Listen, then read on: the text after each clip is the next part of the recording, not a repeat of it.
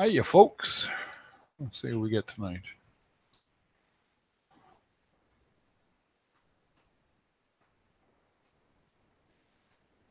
Now that my internet is fixed. Hey, Dre. Oh, awesome, man. First, you win a prize. A hello from me. There you go.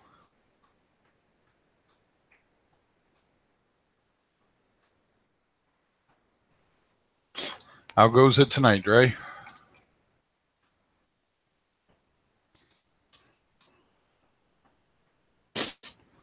I was having a huge amount of problems. The internet went down across my whole part of town.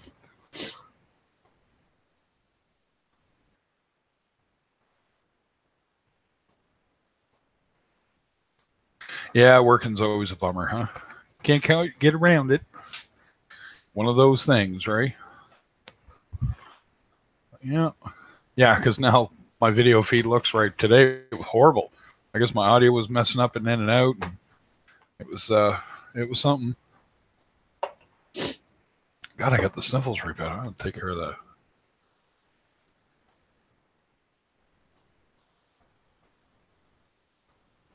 Yeah, we got flooding up north. So there is flooding in parts of St. John, but as you head north towards where my parents live, and I got friends living out that way, a lot of them are close to underwater or underwater their houses. So it's pretty sucky.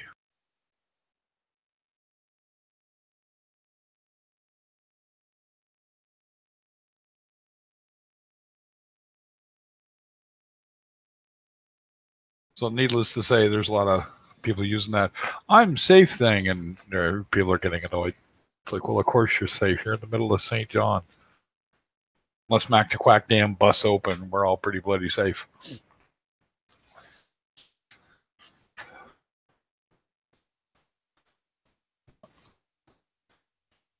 I was looking at a few pictures today. It's getting pretty bad, actually. I know most of Majorville, which is across from where I live, is now. All you can see is the roof of a place called the Pumpkin Patch, like a farmer's market. And that structure is 12 and a half feet high. So, at the walls. So, the ceiling, you know what it means, all that's left. So, but you know what? Uh, it's sad and everything, but I have no sympathy either. A lot of people know they're on a floodplain. Absolutely know they're on a floodplain, and that it can do this every year. And I think it's because we had a weird winter. Um, a lot of people just aren't thought it wasn't going to happen this year, and it's not just snow, folks. It's rain. Rain at the right time.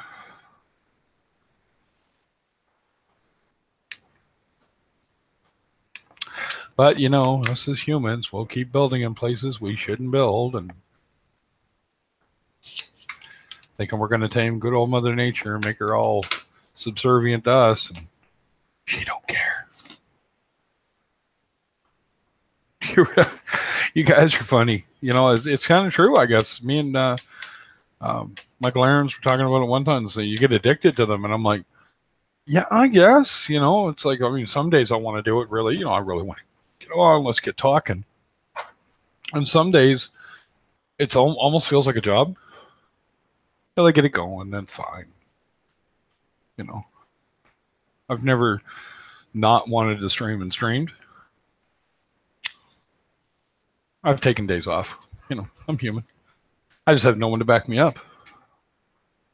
But I will at some point, I'm sure.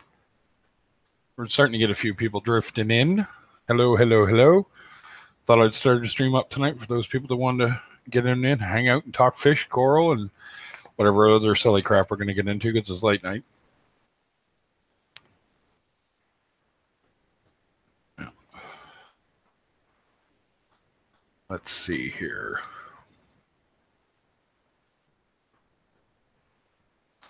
I had a pretty funny question asked to me by someone. They're like, "Oh, can you see who's on your stream if they don't say anything?" And I went, "Nope." Is there any way to find out? And I went, "Nope, technically not. No."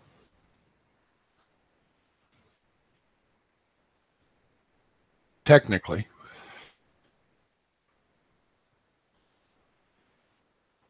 There we go. Let's see who's hanging out on Facebook tonight.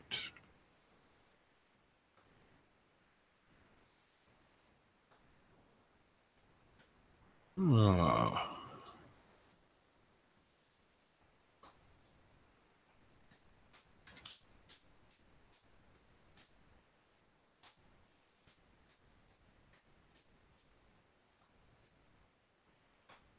Tim. Hello. Good day. What is happening, my good sir?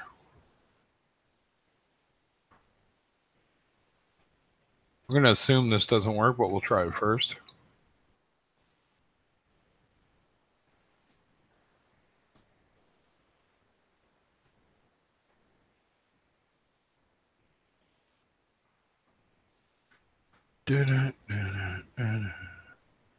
Never know, though. Might work.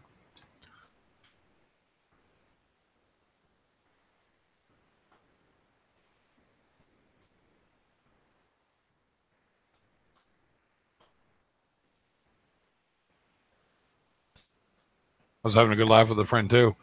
I sent you a link direct to Tim, just in case. So, yeah. So, how is everybody? I got a few people watching. Don't be afraid to say hi. Don't be afraid to ask a question. Don't be afraid to hop in the hangout if you want, as long as you're not going to try and show me nudie pictures. And if you are, make them worth it. I'm just saying.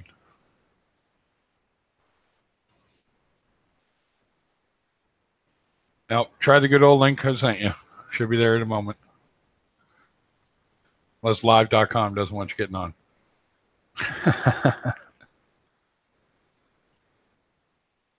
Hey, Salty Reef. How are you this evening, sir?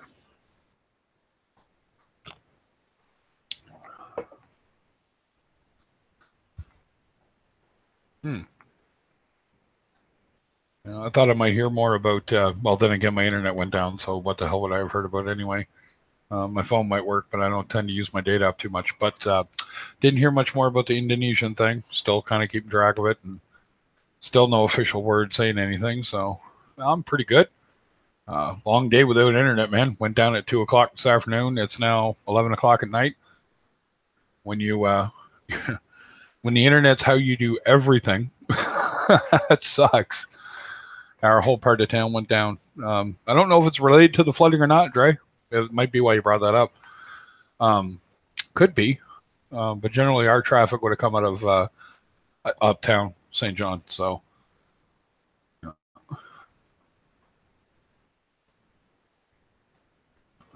I did a little, short while. And then I noticed my internet was acting up. And it's a good thing I went and got off when I did, because it actually went down shortly thereafter, like maybe 20 minutes.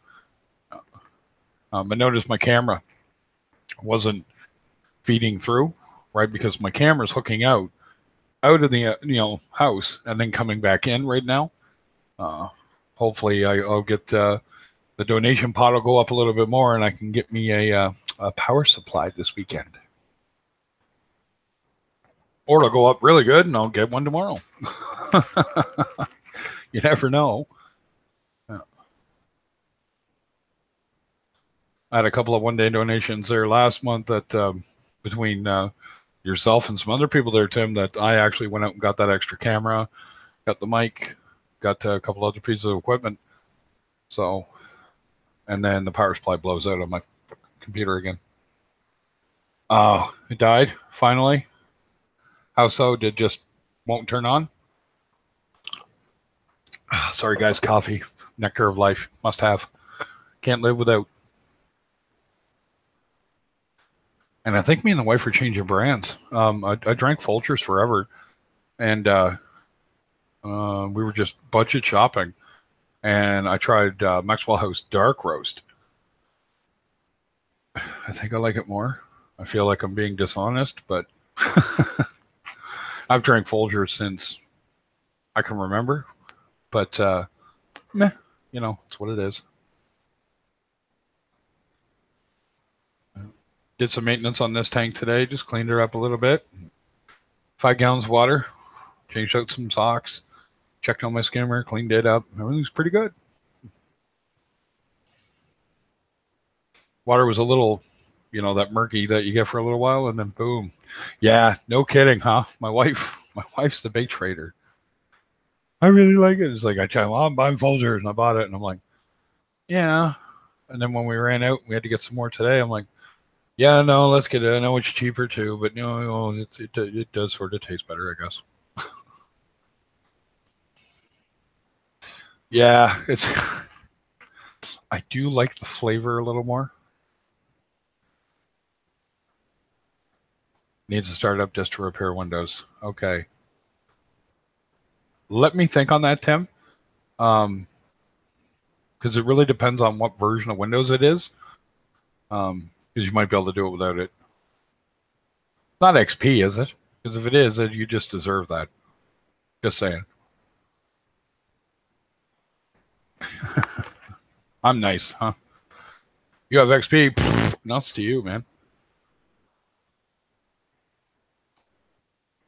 Oh yeah, that's the stuff. Nectar. Heavy fuel, man. It's 7.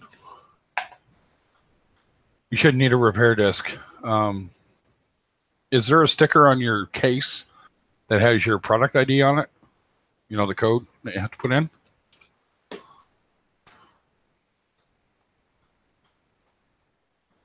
And if there is, then we can initiate a restart or reinstall. And then if it screws up, you have a hardware problem, which is kind of hard to track down from here. Just saying. So if it does, there is a way to kickstart it. I just can't remember. Give me a sec. I'll look that up for you. In the meantime, you can hop on in here and I'll get you running again. Because it's going to take it now. Probably about, well, it depends how old the computer is. My computer will reinstall in like 20 minutes.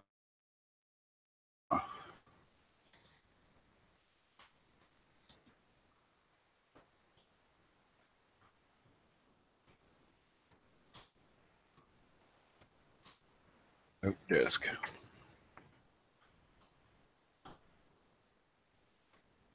There we go. Okay, so.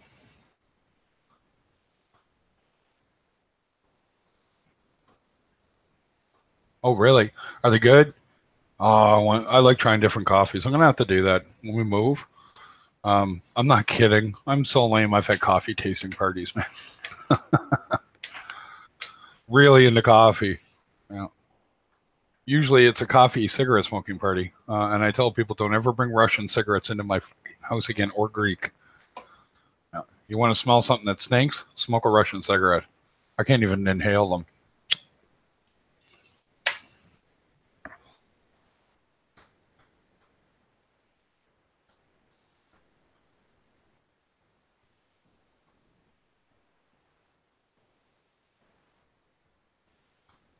Hmm.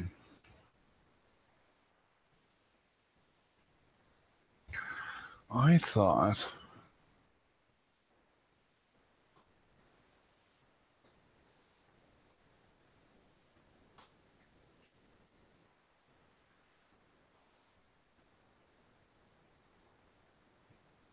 There we go.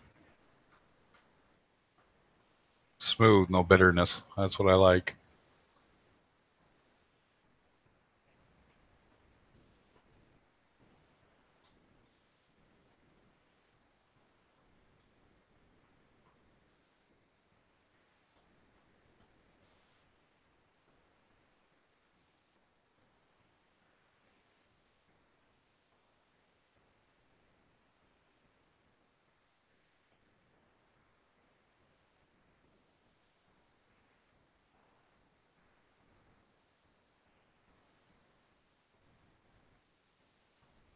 Hmm.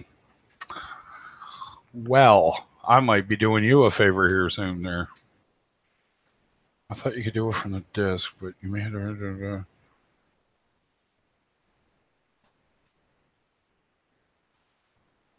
System restore.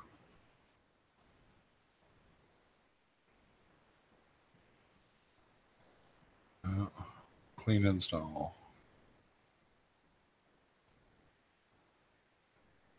So if you have you don't have the CD, correct, Tim? You just have the Windows 7 thing.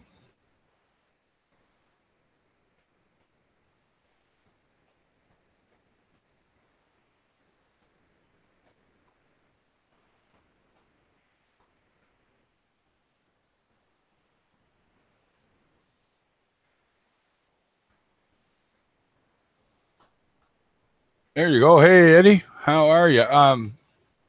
No CD. All right. Well, pop on in here and I'll explain it to you. And you can give it a shot while we're shooting a breeze.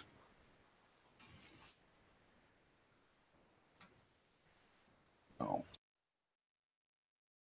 Should be a little smoother, Eddie. It turns out there was a issue with the internet in my area. Went down for a good 7 hours, almost 8. Yeah, you just when it comes up and it asks you to start repair, don't repair. You want to restore.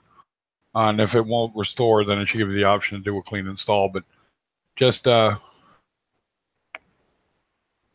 be the recovery console that we're looking for. Yeah, that's a complete nuttage. Especially when your life kind of revolves around the internet in the first place. Even my games revolve around the internet. So, yeah.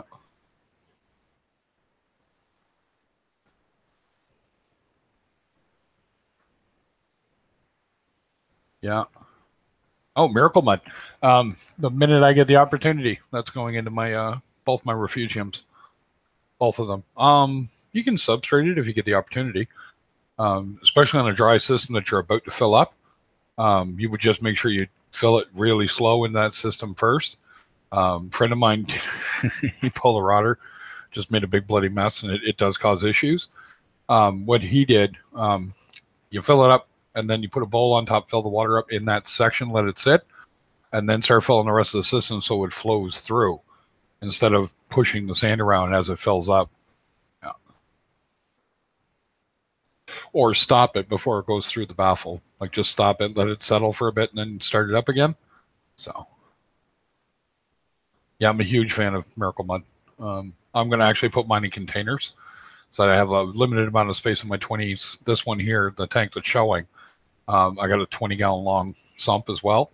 So I'm going to put in probably 4 pounds in a container in the back. If not, I'll do 2, but I'd prefer to do 4. And in my 120 gallon, I'm probably going to put about at least 8 to 10 pounds into that system. I'd love to do more, but the crap's expensive.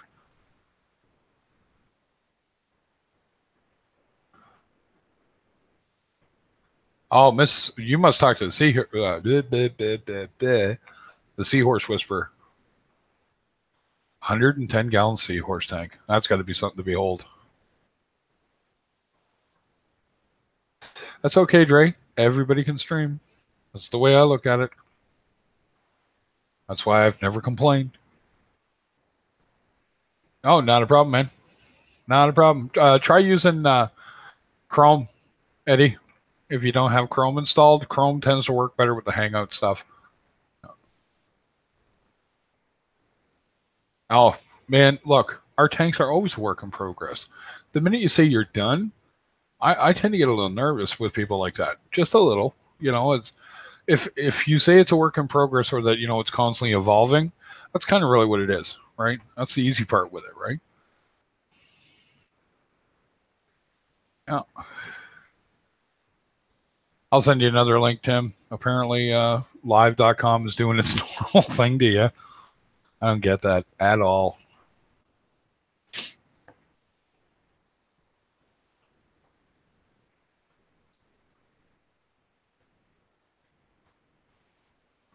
There you go. So,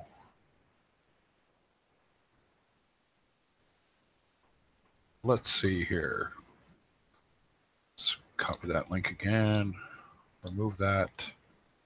Let's try this. Let me give that a shot. If you want to come in, Eddie, feel free. There we go. There's, man. It's that second one every time, huh? That's crazy. I don't get that whatsoever, man. So, how's it going, Tim? Well, I'm not feeling real good today, to be honest with you. I already called in and told them to work. I'm not going tomorrow. So, sore throat, body aches, just generally don't feel good, cough. Yeah, but I was interested to see if I could. Maybe you might be able to help me. But before, I think I was talking to you before about the computer, and it kept giving me kind of crazy stuff. But now it's stuck in this mode where if you turn it on, it says, here's what it says: Windows failed to start. A recent hardware or software change might be the cause. To fix the problem, insert your Windows installation disk and restart your computer. Choose your language settings and then click Next. Click Repair for your computer. If you do not have the disk, contact your system administrator or computer manufacturer for assistance. Yeah, right. Where'd you get the computer from? A company called, what is their name? It's right here. Company called, where are they at here? They're a company that buys like businesses, their computers, they're putting in new computers. I guess they just buy a lot of them and refurbish them and sell them. Because I bought it a couple of years ago. It came with everything already installed. I mean, I had to do a couple things to get started with it, but I don't have an installation disk, and I don't know whether it's not worth. I can get another one from the same company, for like $100. It's not worth really going to get it repaired. But if I had and I don't have that. I'll do you a favor. I'll get a hold of another 8 gig stick. I'll make a copy of my bootable my bootable Windows 7 for you. Yeah, I'll send it to you. It's a lot easier than trying to deal with it, especially when you have no experience. Yeah. It can one thing Windows can do is make you feel hopeless. Yeah. Because if you can't get online, how are you going to download it in the first place? Yeah. I mean, you can try to get a hold of that company, but the problem is they build a boot sector, and I don't remember how to get into it. Yeah. But my buddy's coming home here in about an hour. So if we're still running, which I plan on, we'll get him on, and I'm sure he'll figure out a way to get you going, because I'm sure he remembers how. And he'll be able to tell you, do this, type this, do this, away you go. It had a warranty. It had a 1-year warranty. As a matter of fact, when I first got the computer, I had some problem. I called them up and they actually sent me a whole just new one. So they were pretty good. But it's been 2 years since I bought. Yeah, they're not going to help you. They might. You can try. I don't even know what when you go on. Looking like when I go on eBay now, I'm looking at computers, used computers. I don't know I don't know what's a core, this, that. I'm so far out of that now. I have no idea. I think this is a dual core something. Well, that's old, because that's what I'm running, and I scream at it constantly. That's my backup PC. My main PC is an i7 Skylake 4790, which is an 8-core 2-thread. Yeah, exactly. Just spoke Greek to you, right? And I know my buddy's computer. I counted his hard drives last night in his rig. It looks like a motorcycle, his actual computer thing. I'm not kidding. I'll show it to you later. He loves this thing. He paid a fortune to build this rig. It's got glass panels. No. And I mean glass, like not a glass door. Got glass panels on it. It's all lit up, but he's running an 8-core 4-thread. Which means it's twice as powerful as what I'm running. So it's crazy. It's one of those things I just look, what do you need that for? I don't know, because I can do it. And I get it. How you doing, Eddie? I'm just dropping everything on my desk. Well, that's the way that works, man. Don't even look. There we go. Hey, before I forget it, I did an update on YouTube on my channel. You can see my corals now in there if you go over and take a look at my channel. I did one real quick last night. That works, Eddie. Good luck. I kept putting it off, so nothing wrong with that, man. I'll be going to look. Do you see Tom's video, my saltwater journey? What happened now? Well, he cracked his tank, and while his quarantine was going on, one of the frogfish died. So he's sounds like just one bad thing after another, right? Yeah. Yeah. Why doesn't he go ahead. Plywood bottom for that tank? It's one of those things. He's over in Sweden. Yeah. And he's not that matters. He's I don't know. That's I kind of mentioned it just in passing to him. You could plywood bottom it, seal it, paint it. You know what I mean, and get over it. I think he just doesn't subscribe to that. I know plywood tanks are fine. Obviously you watch Joey King of DIY, Alex G's got how many gallons of water in his system, and he's running plywood tanks? Yeah, 1,400 gallons. 1,400 plus gallons. Yeah, like his skimmer is bigger than my tank. Yeah. You know what I mean? Like I actually said that, and my friend's like, "No, it isn't." I went, "Yeah, I think it's his literal system volume in there is bigger than my tank."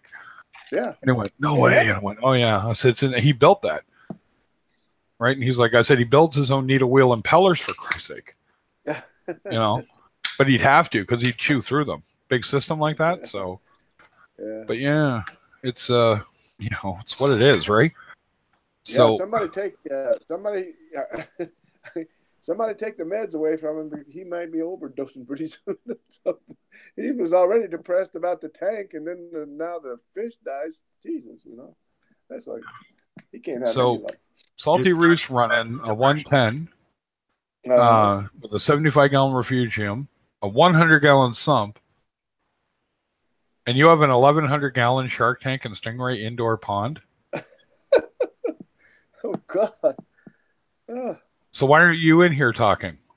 Exactly. You should be telling us what the hell's going on. This is when I go to Norm Macdonald. I got a 20-gallon tank.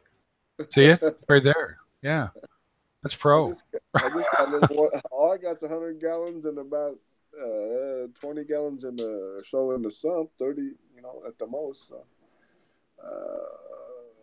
Total water. Well, you can't take out the rocks and stuff, and minus that. See, it doesn't matter what you say, Tim. You still lose. 100 gallons is probably the max what I'm running. So. Nothing wrong with that. I'll be right back. I need something to drink. Go for it, man. The basement has no camera. Well, you should definitely get a camera. What are you running for sharks and rays? What do you got? Bamboo or Jackson's? Something like that? That is awesome, actually. Try it.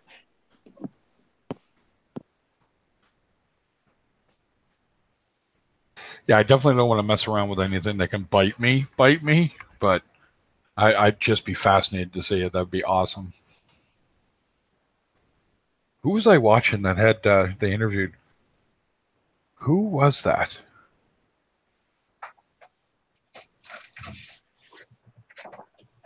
They were showing a guy, bamboo sharks.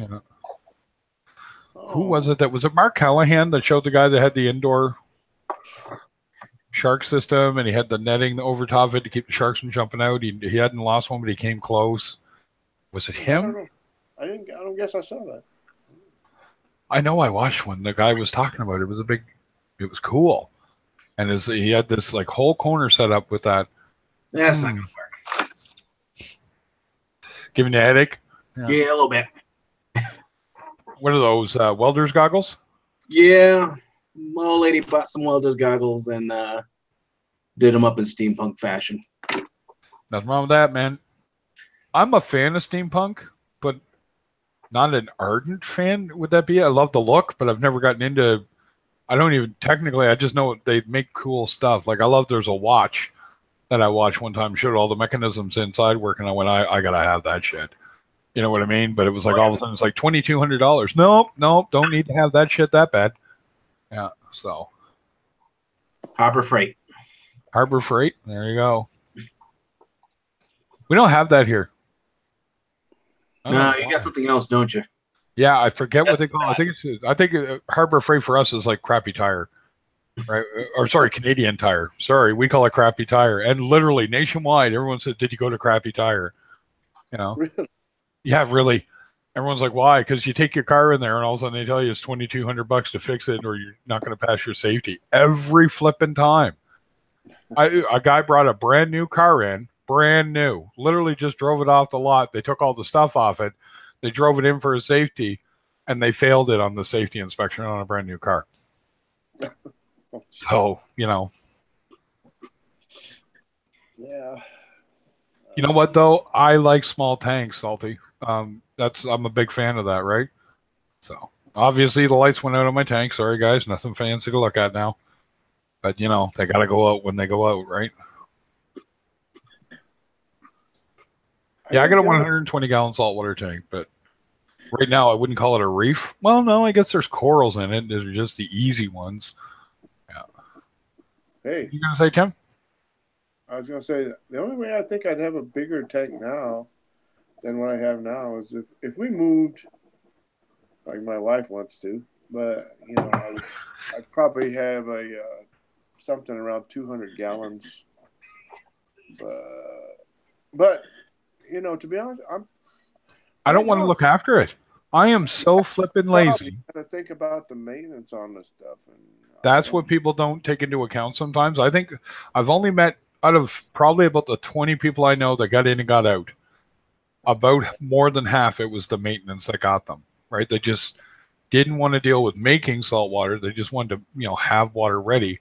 And to buy salt water already made here is $49 for 3 gallons. Now that's all that's available in this city. Right? Now, if you go to Norm, he really can't do that up at Salty Cave. He has the ability to do it, but he doesn't have the space. And like he said, I'd have to charge at least $10 for 5 gallons. I said, well, that'd still be better than what they're charging for like a pet corral, right? Yeah. $49. I couldn't. Oh shit! I'm like, wait a minute, what? So now, I tell people, if you're getting in this, if you want to get in this hobby, if you have any size of a tank at all, 75, 90, 100, whatever, to begin with, go out and get yourself an RODI unit.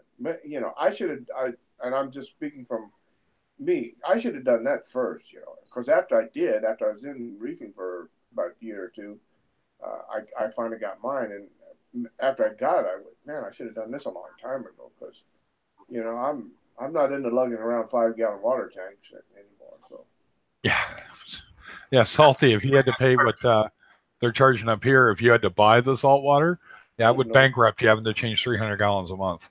Yeah, that's the minute that I could afford an RODI unit myself, the difference in my tank was instant. Right? Yeah. Like I try and explain to people, like it isn't it's not going to cost you more. That initial investment will pay for itself within the first year.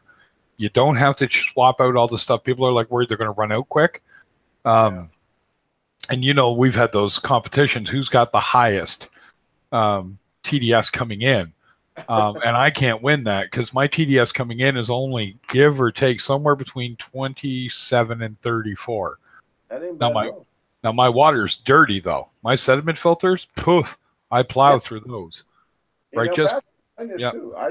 I just replaced mine after it'd only been in a month. My wife looks at it, and we, I get drinking water off of that too. I don't get the stuff that's coming off the DI, but we get the stuff that's carbon filter and stuff, and reverse, and we get that for drinking water. And she says, "Are we getting drinking water out of that?" I did it too. Yeah, trying to teach people how to do. Oh man. You want to see what I showed that setup. I actually showed my RODI setup, and I got a lot of questions from people. How did I do that? And I'm like, so do you mean me pointing at it and telling you where I put a Y junction in? You didn't pay attention?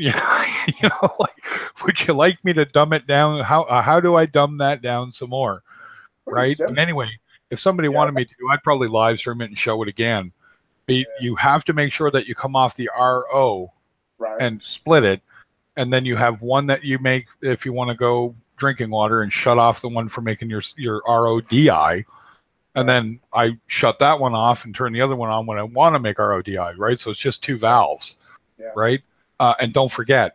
And also, if you're making drinking water, I would highly recommend putting a float valve on that too, because every accident I've had has been making drinking water because I have an auto shut-off system on the RODI side, so when the thing fills up, shuts off.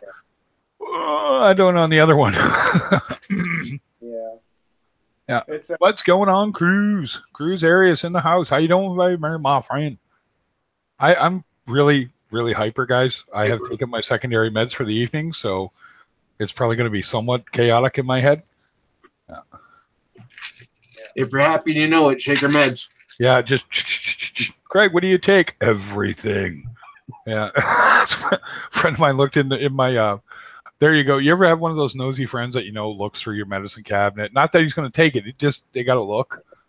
And he looks at my medicine cabinet. And he goes, and he comes out and he goes, "What is spirone?" And I went, "Just called spirone." Right? And I said spironolactone. Right? And he goes, "What is that?" I said, "It's a diuretic. It's a blood pressure med." You go pee. Well, here, man, check this out. It'll freak you out. And I opened it up.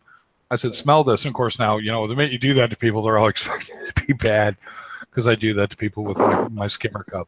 But anyway, right, and I go, "Smell this," and he smells. He goes, "Smells like menthol." I said, "Yeah." I said, I don't get it, right? I can't find information why it smells that way, but I can't stand menthol, right? Menthol always bothered me. Mentholyptus, just can't stand it. So when I take that one, it's like as fast as I can drink something to get that pill. So it's the last pill I put in my mouth, and I can take all my pills at once, and I take 10 pills in the morning every day. There you go. Yeah, I know you take a lot. It's like me and Cruz said, we're the pill buddies. And how many pills do we take? A lot. Yeah. I'm just 800 milligrams of Motrin and freaking Bispirine. What's that second one for? Bispirine's for it's an anti-anxiety medication. Oh, okay. Yeah, just unfamiliar with that one. I'm thinking I said, I don't. Go ahead, Tim. 800 of Motrin do a number on my stomach, man. Well, I take 2,000 milligrams of metformin every day. I take whatever it is for Jardiance, the min one, spironolactone, metoprolol, amlodipine. It's coming. Hold on. Well, Crestor, Rovastatin. I'm missing one. And take a baby aspirin every day. And then second round is the metformin. It's the same ones I named, but I have to take 4 of them. Two of the metformin for the blood sugars, but they're all happy. My A1C wasn't that high, and my blood pressure is now down to 124 over 83, that's fine. Considering I was back up to 170 over 106. I was headed for another heart attack again, but now they want to check my heart. Ativan. Good old Ativan. The thing is, they just changed my mother's Ativan. She has COPD. So when her heart starts to race, she can't calm down, hence makes her breathing more difficult. So they had her on that. And the thing is you take it and you end up bouncing around in your mood, I guess is how they described it to me. And I'm like, right. I said, you're talking about the shakeout at the end. He goes, right. He goes, that's why your mother was popping them. She was trying to stay up on it, and she was overdosing herself on them. So they put her on something else, and it's supposed to smooth it off. And I'm sitting there going, can't smoke weed because her lungs are fucked. Give her the pills, right? Yeah. Oh, it's time for just saying.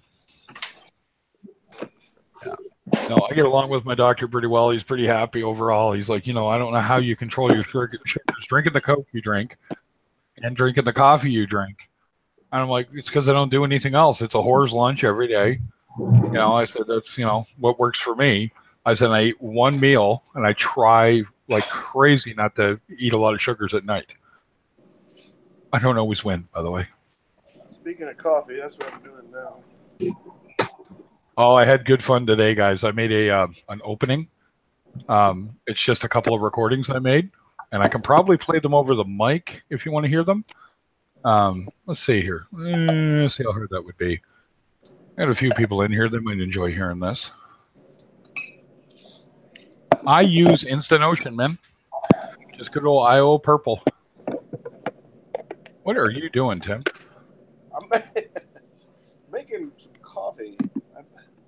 Although, right now, you get this cold and sore throat. You don't have your taste sense. Your sense of taste isn't the best, but I need something warm on my throat. It hurts. Yeah, I hear you. That's why you make your coffee stronger. Make it stronger, yeah.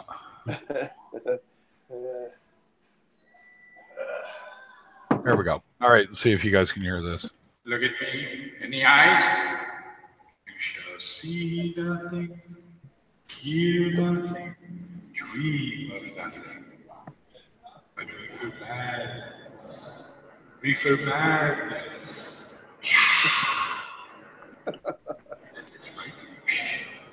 There you go. You guys hear that okay? Yeah. That's there's some more stuff going into that, but that was some production work I did while I was actually down today. So, do you guys hear that in the stream out there in Chatland? Out of reverb, sound like you were in a. Oh. Could you hear what I was saying though, or was it too? I had to step away. I couldn't understand. I could. I would had to catch up 30 seconds behind. So I heard Reefer Madness. I heard that. it's a play on a, I forget what movie it is, but anyway, it was so there's stuff interjected in between that I need a female voice for. I'm going to try a few girls out doing it, and we'll see which one sounds the best. Yeah. And I got some atmospheric synthesizer stuff underneath. And I want to do one a little better. So we were talking about that today. I'm going to borrow a keyboard from a buddy, and we'll see if we can make it a little more moody, right? But it wasn't bad. But if you guys couldn't hear it in the chat, I can play it again, or could you guys hear it okay? I love that stuff. That's where the musical part of me still wins every time. I'm just a storyteller. I've never been musically inclined. I love doing that too, though. I think every musician is a storyteller for the most part if they're really into it. So we you can call them bads. Mm-hmm. I like that. That works. My Blue Tang has been doing some housekeeping. You might want to watch out for that. That gets fun. Yeah. He picks up stuff. Like if you look at my video, that last one I did, you'll see there's a big chunk of a green Monty that I broke off. Yes, I did. And it's still laying there. I'm going to mount it somewhere else on Saturday, but it's right. He just decided, oh, that belongs up here on the rock next to this other coral, and he puts it up. I'm going, what are you? You stupid idiot. Leave it alone. Leave it alone. Please stop touching it. Yeah. Sounds like you got a kid. Mm-hmm. Yeah, he's funny. He's done stuff like that before, though. He picks up stuff and puts it on the rock. You know, it's like, it's funny in a way. So, but he doesn't destroy it or anything. It's just, it looks funny when he picks up a big piece and he's heading across the tank. Where are you going with the damn thing? Put that down. You know? He's funny. There you go. He's a nut. No, where is it? But he's my oldest fish in the tank. So. Stadium. Oh, that one. It's I'm trying something here. Give me a sec. Ladies and gentlemen, it's 9 p.m. Yeah. In a world where fish swim in their own piss and shit, and men act like 4-year-olds at a Chuck E. Cheese every time they walk into a coral store, it's Reefer Madness. Yeah. I have way too much fun with that crap. Very true. Sure. Very true. Yes, we do act like children. Oh my God! Look at that coral. I gotta have that. Yeah, that's pretty much it, isn't it? Every time I walk into a place that has a tank, I'm right there. I'm right next to the kids, sticking my nose up against the glass, looking at everything. Yep, that's every time. It's one of those things I was saying to a friend of mine. Every guy walks into any coral store, and they look like Jim Carrey from Ace Ventura: Pet Detective when he's looking in the thing for the jewel. Can I do it, Captain? I don't have that. When you see it's the whole head movement thing. That's what you look like. Because you can't get the best view holding your head still. Hold your damn head still, boy. You know what I mean? But I know I do the same thing. So out of that whole movie, the scene I can remember the best. When he goes into the bathroom and there's this big, all this commotion's going on. Do not go in there. Do not go in there. I mean, it still just kills me. Yeah, it's when he slaps his pocket and the water shoots out. Yeah. If he would just stick to being funny, it's like, Well, and that's just it. He got asked about that, and he did the Dumb and Dumber sequel with Jeff Daniels, yeah, and he's done a few other things. But he said like his heart's just not in doing that anymore. He I don't know. You know what I mean? It's just I guess I'd love to say he grew out of it, but it's just like Jesus, Jim. It made you a multi-millionaire for God's sake. exactly. And The Mask, that was. I mean, it's just The Mask was the only movie I actually enjoyed of his. I'm not a fan of his. A lot of people are not. I loved him in. I liked the Truman Show, but that was when he started to get serious. Which one? The Truman Show. Yeah, that was a little bit weird. I didn't like the Cable Guy very much. Oh no! Watch the Cable Guy and just shut off the part of your brain that finds him annoying. That whole scene when they're at the Medieval Knights restaurant or whatever, when he starts doing the Star Trek scene, right? You are my mortal enemy, so I must kill you. And then like he just does the whole thing, and it's like, oh my God, come on, dude. Yeah.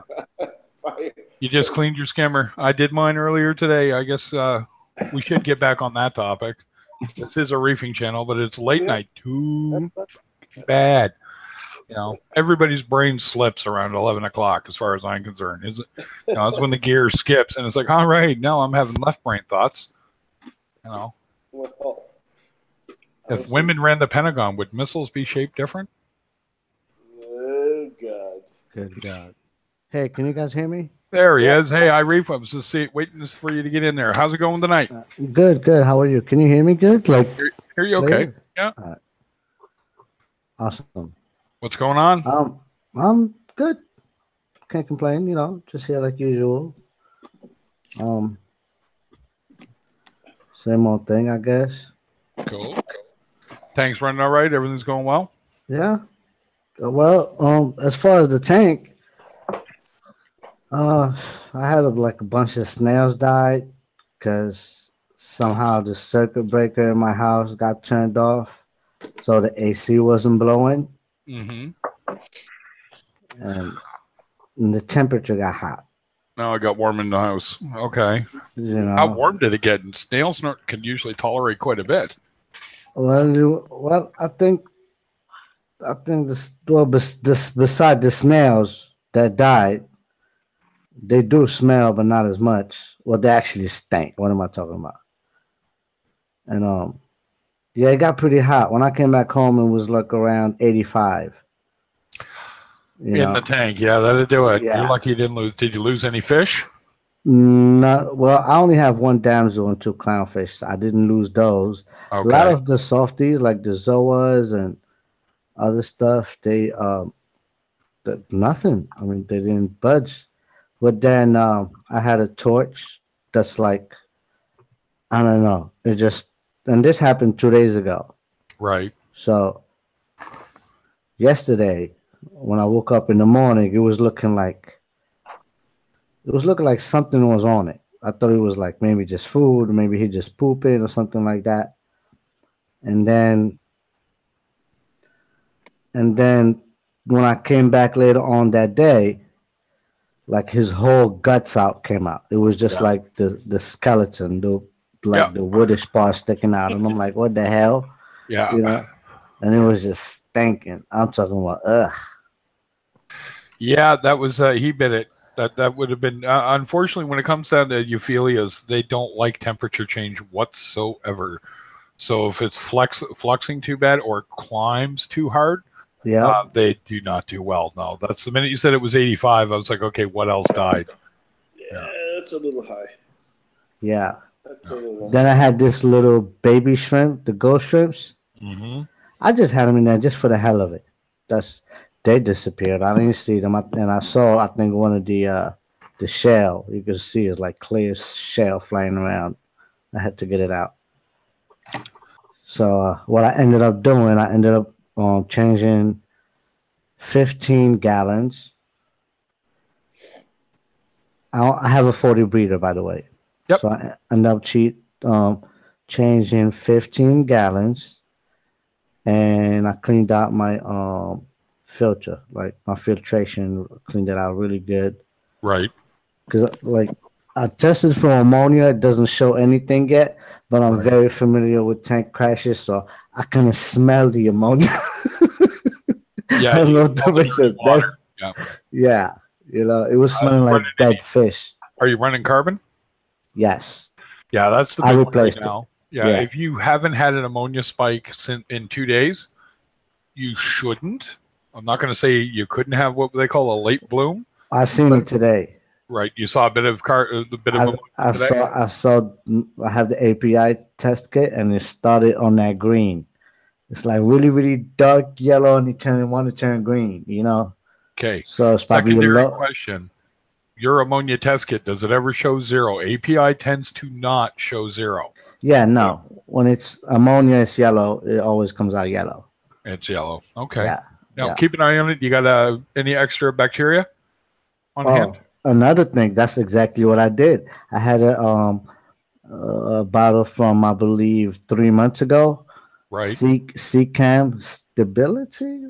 Stability's okay. No, It's not great. hold But, on, let me see.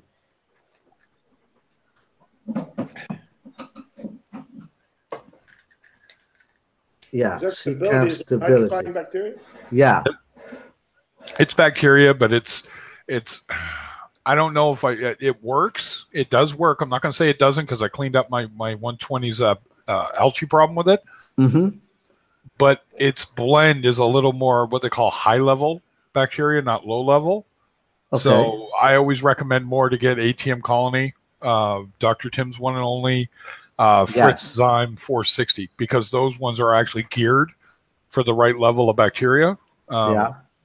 And thank you. Salty just brought up the other one. Aqua Vitro Seed is another one. So if you can get any one of those, and don't go for the high, dose into the tank, actually put what they recommend on the bottle for the size of the tank, because right now what you're doing is just lightly seeding back in for what died from the heat. Right. What I did was I kind of did overdose on it. Okay. I don't measure no caps. I did it just like how I always did it. Just I have 40 breeders, so go by. I just spilled a little bit in there, and Right. And I waited again. Then I threw some more in there, and then I did the water change. Good. I was going to ask, when did you do the water change and all this? Yep. After. I did that after, so I could get rid just of some bacteria, and the smell it just started coming out of it. Right. Yeah, carbon's the only thing that's going to get rid of the smell, and just keep an eye on it. Yep.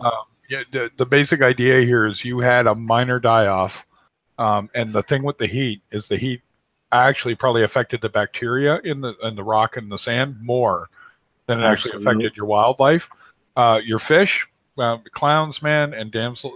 They're hardy. Yeah, they're pretty hardy. They take a lot of shit and abuse without dying. Yeah. And coral-wise, if they're softies and zoas, for the most part, not having pallies in the tank in this case was probably a really good thing, because pallies, when they're under stress, is when they do release the toxins. And I've heard the toxins. Pallytoxin Through the water? Oh yeah. Yeah, you can actually have real severe problems with pallies in what they call a heat situation, a heat die-off, because they go into panic mode and try to protect themselves. They're just a basic animal, right? So, well, nothing died off. No, that's no. Like no zoas. Yeah.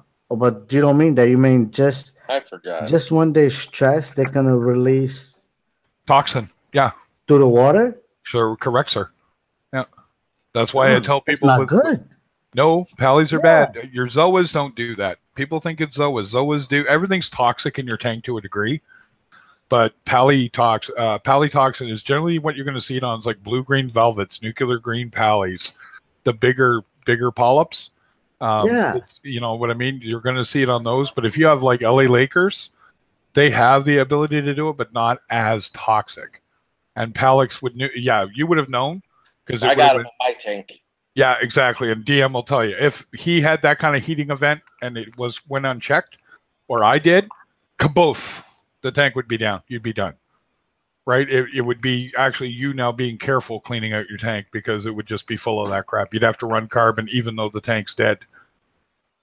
No way. Yes, sir.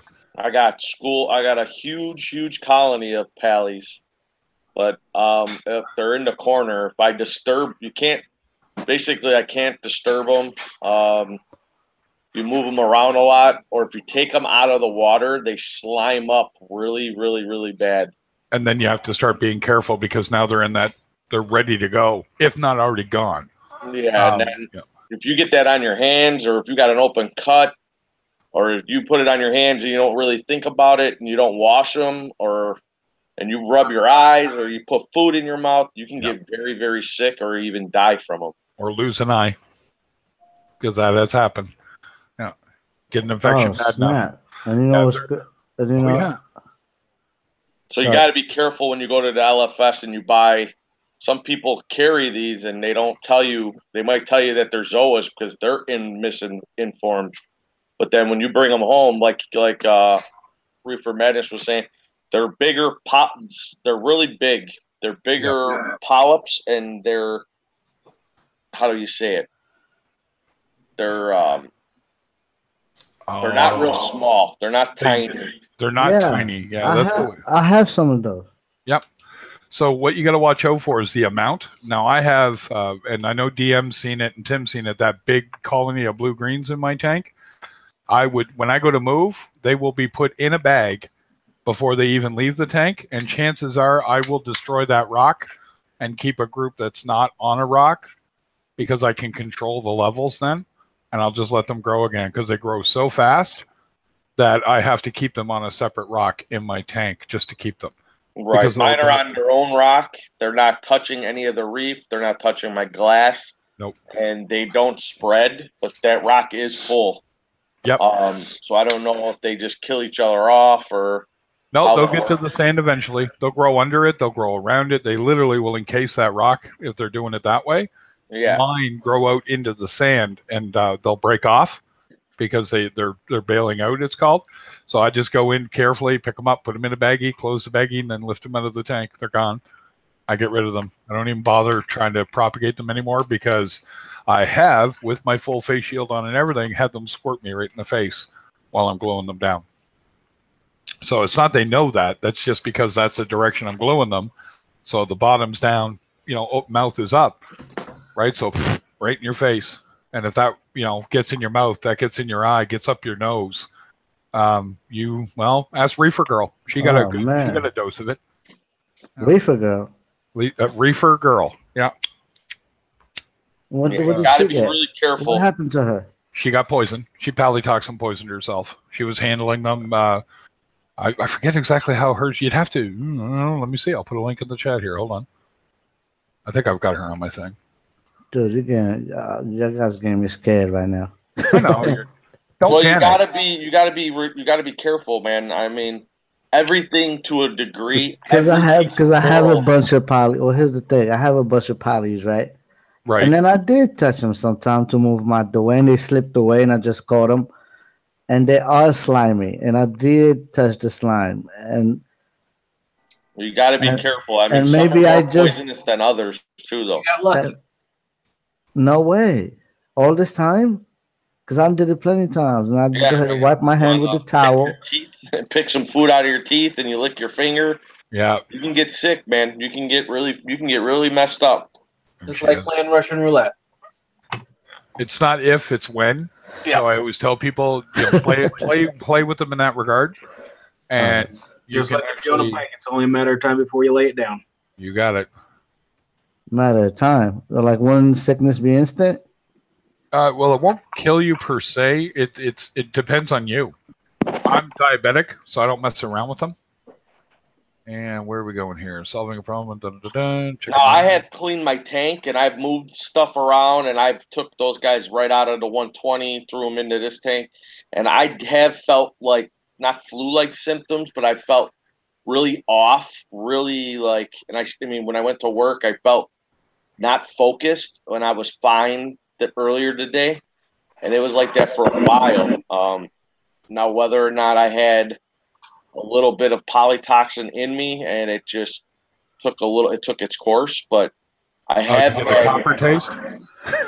No, I didn't Okay. have that, but I just felt weird, and I felt like I'm like, man, something ain't right. Like why do I Dude. feel like this? Everything was good. That's how I feel now.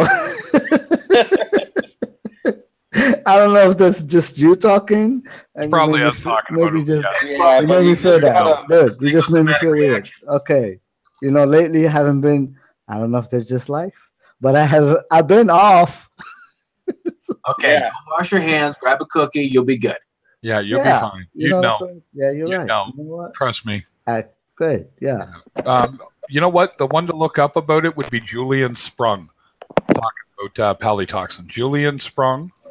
I'll find it for you. I'll link it. Julian. There was a guy not too long ago that was in a magazine, or he was on YouTube or Facebook. The guy took a rock out of his tank, and he wanted to get rid of the polyps. He wanted to get rid of them, so he boiled it. Oh hell no! Yeah, I heard that. That was Oh, my Alaska. God.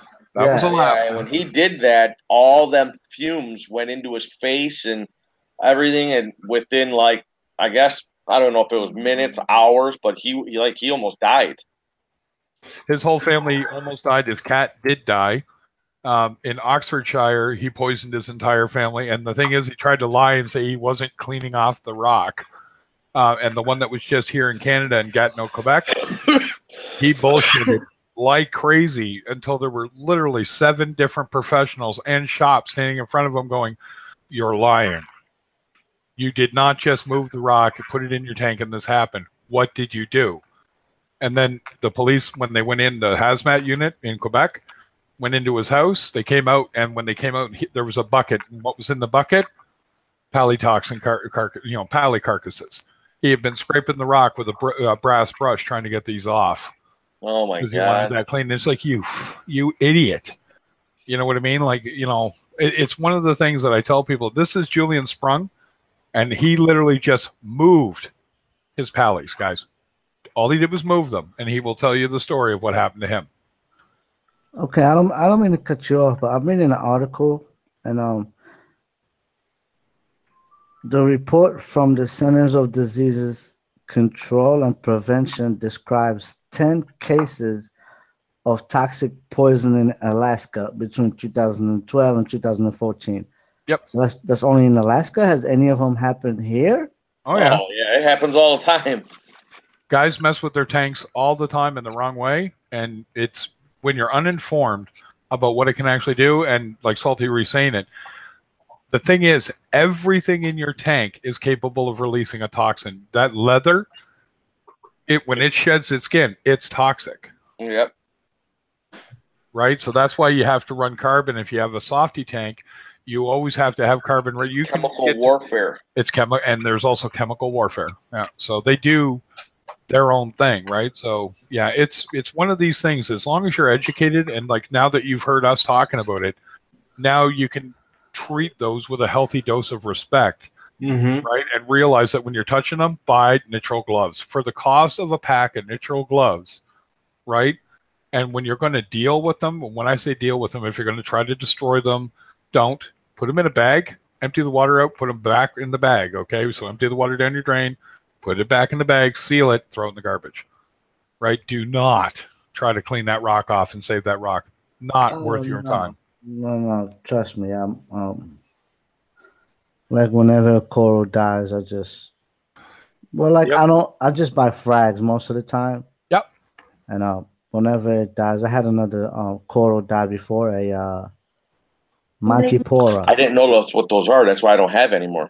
Both of those in the corner are pallies. Well, can you get rid of them? Yeah. Oh, I'm sorry, guys. No, you don't. No, hold on. No. I'm going to tell you. You don't have to panic. It doesn't. Oh my God! It's not having pallies in your tank does not mean it's a nuclear bomb waiting to happen, unless you're being stupid, right? Yeah. So unless you're going to handle them, you're going to roughhouse them. If you're going to move them, if you're going to do anything with them, it's treat them. Ask him about like moving. Moving? Okay, so if you're going to move them, like one end of the tank to the other, let's just go. Like he can hear you. I can hear you. No. My wife is saying, because we're thinking about buying another house, Okay. And she's telling me, well, how are we going to move these damn things? And Same way I'm like, she goes, I don't want them in there. She didn't even realize I had those in there. What you started. Yeah, no, it's a good thing to start. No, I'm all about educating people on that one. I've dealt with them right almost from the beginning by accident. I have been squirted. I have gotten a mild case of halitoxin. I just felt extremely ill. Didn't think anything of it. I'll get to that in a sec, Chris. So I'm pretty sure they did a nasty number on my eyes. I'm pretty sure. yeah, everyone's had their run-in without realizing they did, and it's the people that have a weakened immune system that have the most to fear, right? Because it can really cause respiratory distress in some people. But trick being, if you're going to move, you're going to take them, you're going to put them in a separate container, all on their own. So I had a 5-gallon bucket because I don't want them to nuke themselves and then perpetuate the problem. So they will go in that 5-gallon bucket. Any pallies go in that bucket because they're not going to kill each other per se. Now I'm going to move. Once I'm done moving, the next trick when I'm going to go put them back in the tank is they're going to, glove right up to my shoulder, right? You know what I mean? As far as I can cover myself, I will reach in, grab said pallies. I'll rinse them off in another bucket that has carbon in it. Okay, and I'll let that run for a bit. I will then take them carefully out of that one, rinse them again, and then all 3 of those buckets have to be the same as my tank. So when I put them in the tank, it's almost like you've calmed them. You've cleaned them off from the initial shock that they've been touched. Then you can put them in the tank and watch your tank and have carbon ready. That's all you got to do. It's not going to float out through the water in the tank. It's not going to do anything crazy like that. It's when you manhandle them or try to scrub them off the rock, or my favorite, I let it dry outside and then I scraped off the rock. It's even worse to do that because now when you're scraping the rock, they're powder, right? It's powder. Oh, good. Guess what you're going to do? You're going to breathe that right in. Right? So it's, I did not know that one. yeah, most people know that one, but some people don't. And this is what happened in Gatineau. He let it dry off and scraped it off, and that's what he did. And he did it in the house. So, of course, everybody in the house got sick. Yeah. It kind of makes sense, though. But I didn't think about that. No one ever told me about it. But it kind of makes sense. Like those toxic, I believe it's like a liquid slime, you guys said? Yep, it's like a slime. Will just dry out and turn into powder that will stay in there and eventually maybe revive itself when it hits the salt. It's kind of like my wife just asked me, and I don't know the answer, but if my pallies get angry or another coral is coming close to them and they let off their toxins, could that kill your fish? They generally already have a defense against it. Usually with pallies, the defense is against fish actually eating them.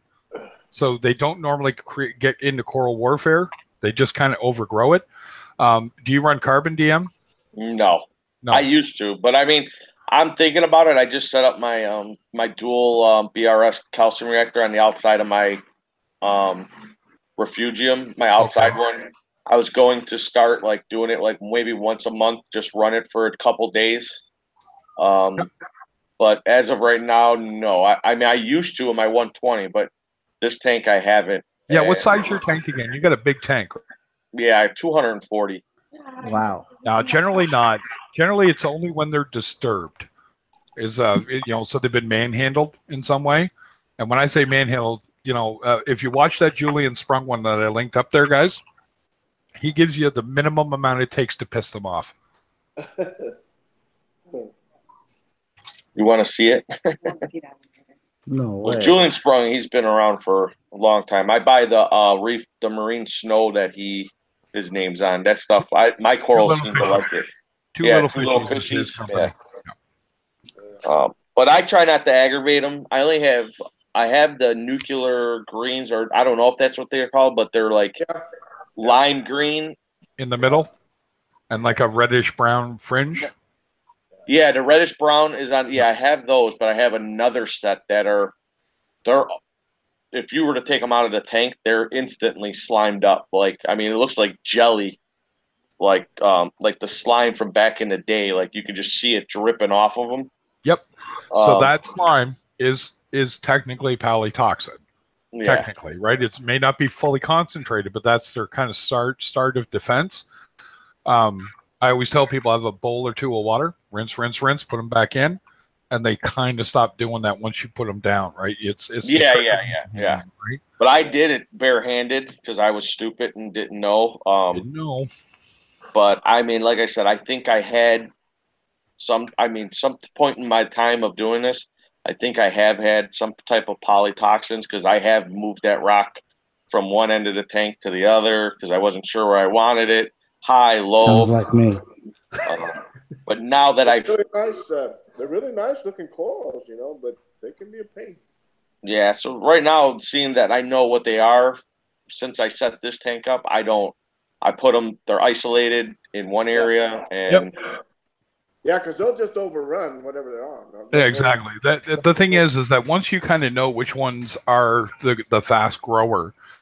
Now, Chris asked a question. LMZ, are there hybrids? Yeah, LA Lakers are technically pallies. now hear this though, and now you tell me if I'm wrong. Short. Pallies also make their own substrate, meaning they will build like some type of mucus or whatever they're doing, and they build so that they can keep expanding. Right. Zoas they actually just multiply. Like, I don't know, they grow off of like roots off of the mother, and it just keeps sprouting. Pallies actually grow and make a foundation. Like, yeah, they'll grow across the sand. Yeah, they literally will. They'll grow right across the sand, and what they'll do is they'll grab that little bit of substrate and they'll bind it together. Bind it together. You got it, right? And they just keep doing it, and eventually you'll have a mat of them. And they're almost always bigger polyp. Almost always, right? Always, yep. So you get a few like LA Lakers. What's another one that's a pally? One-eyed people, Indonesian red people eaters, right? Any of the people eaters are a pally, right? So the bigger disc. There you go. Good going, Tim. Sneezes like a banshee. I'm all nervous.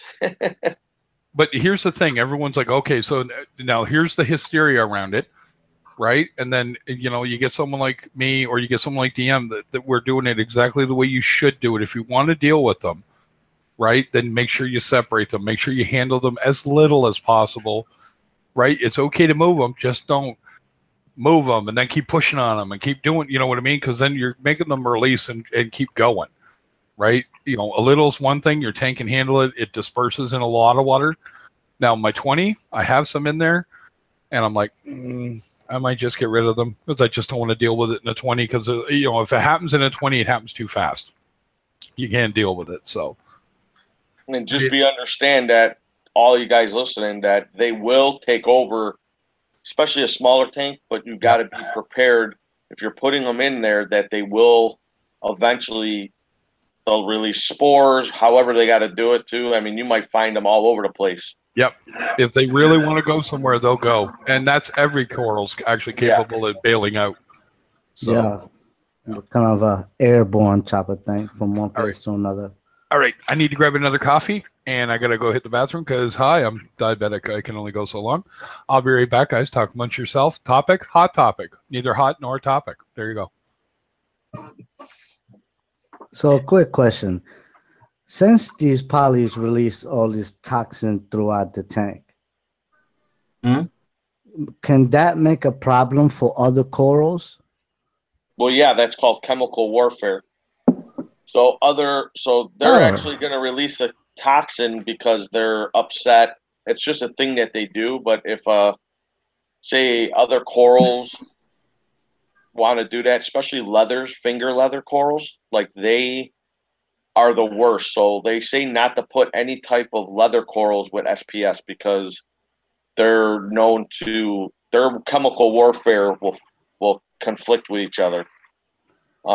But all corals will release some type of toxin in order to keep growing in that area. Now, SPS, sometimes most of the time, they'll get along with each other, but they'll have a problem when they start touching each other.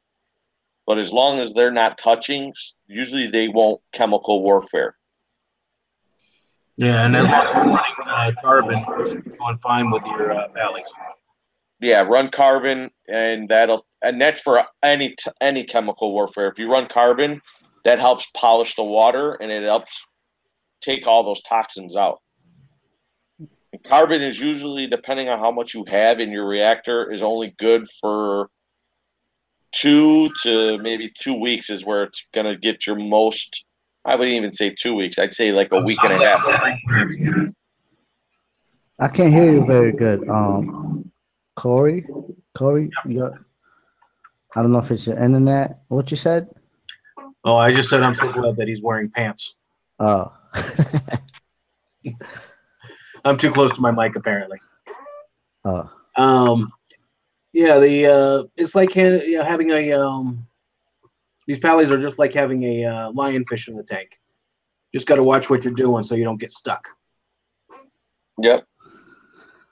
And maybe that's the reason why I cannot grow, let's say, Montiporas. I've been trying to get this pretty nice. Nah, it's not. I don't. I mean, I have them in my tank, and I have probably 7 different types of Monties, and they're all growing.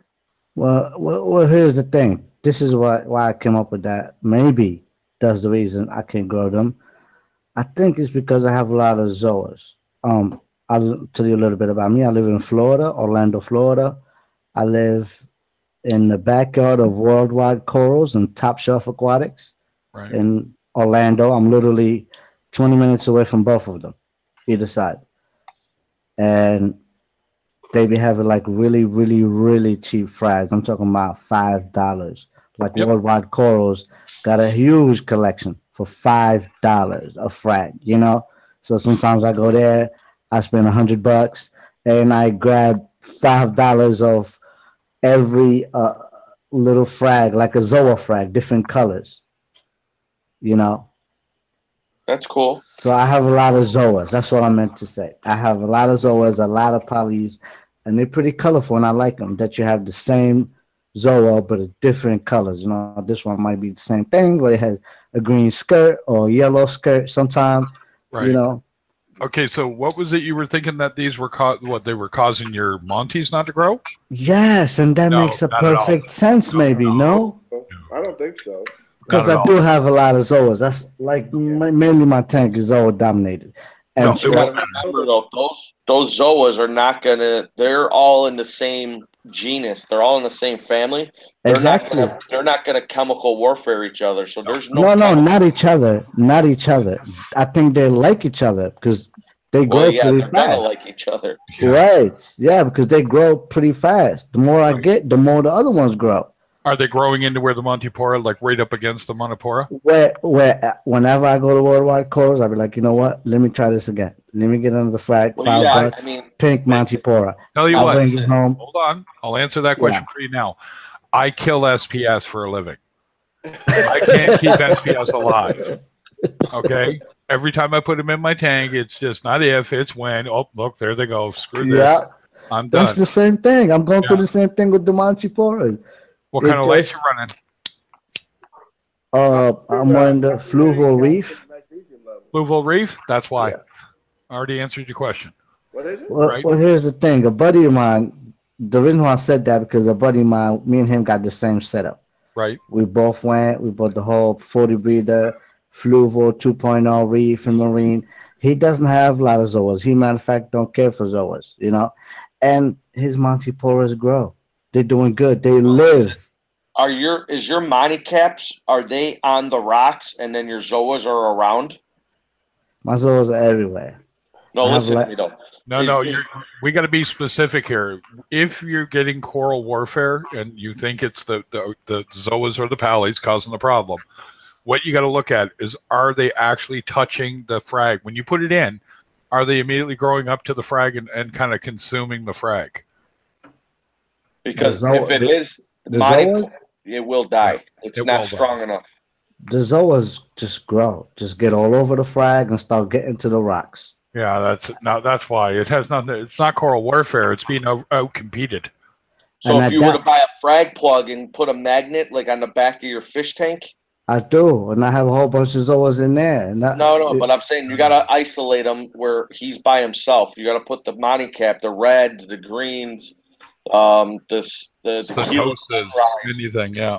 whatever, you isolate it by itself where there's nothing there and try it that way. It can't be anywhere because even my SPS corals, if they come up to contact with my Manias, the SPS coral will win. And it just it'll just whiten it out. Not the whole thing, only where it's growing wants to grow. That's coral warfare. Yeah. So that's what your polys, or your, not your pallies, but pallies or your zoas are Pallies doing. and zoas. So you got your Mani, you glue it on the rock. All those polys that are growing around that are killing that Mani cap because that's just what they're going to do. They're a lot stronger sting than a Mani cap. Does that make sense? Because Mani caps are not harmless. They're very docile. And that's exactly what I was thinking. That's exactly why I brought up the subject. So you have what's called a soft dominated tank now, right? Because you have so many softies in the tank. And by the way, zoas are a soft coral. Right, softies, right? Definitely. So, and I bet you, what's your parameters test like? Do you have high alkalinity, high pH? You know, like what do you do? What are you running for parameters? I'm just curious. As far as I gotta look at my board here. Yeah. Alkalinity. The last time it was around 4. Oh my goodness. Too low. Yeah, hold on. No. Yeah, you be precise here because there is not a magic number, but there is a limit to how low alkalinity should be in your tank. Yeah, no, alkalinity would be around 10. Okay, it's on the higher side. Okay. DKH. Can you guys hear me? Yep, hear you fine. Let me put you up because I have it on the other side. Yeah, that's the pH around 8, so it's on the high side, which is good, I guess. That's fine. Magnesium.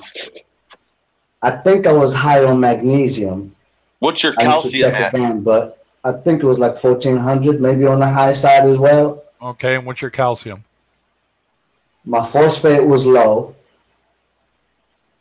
and calcium was around 400. That's okay. Yeah, none of those would tell me that you have a major problem with SPS. The only thing that would let Well, exactly. Ooh, I got a question. sorry. Hold on. Now, your buddy who has the same setup as you, one fluval light, or does he have 2? One.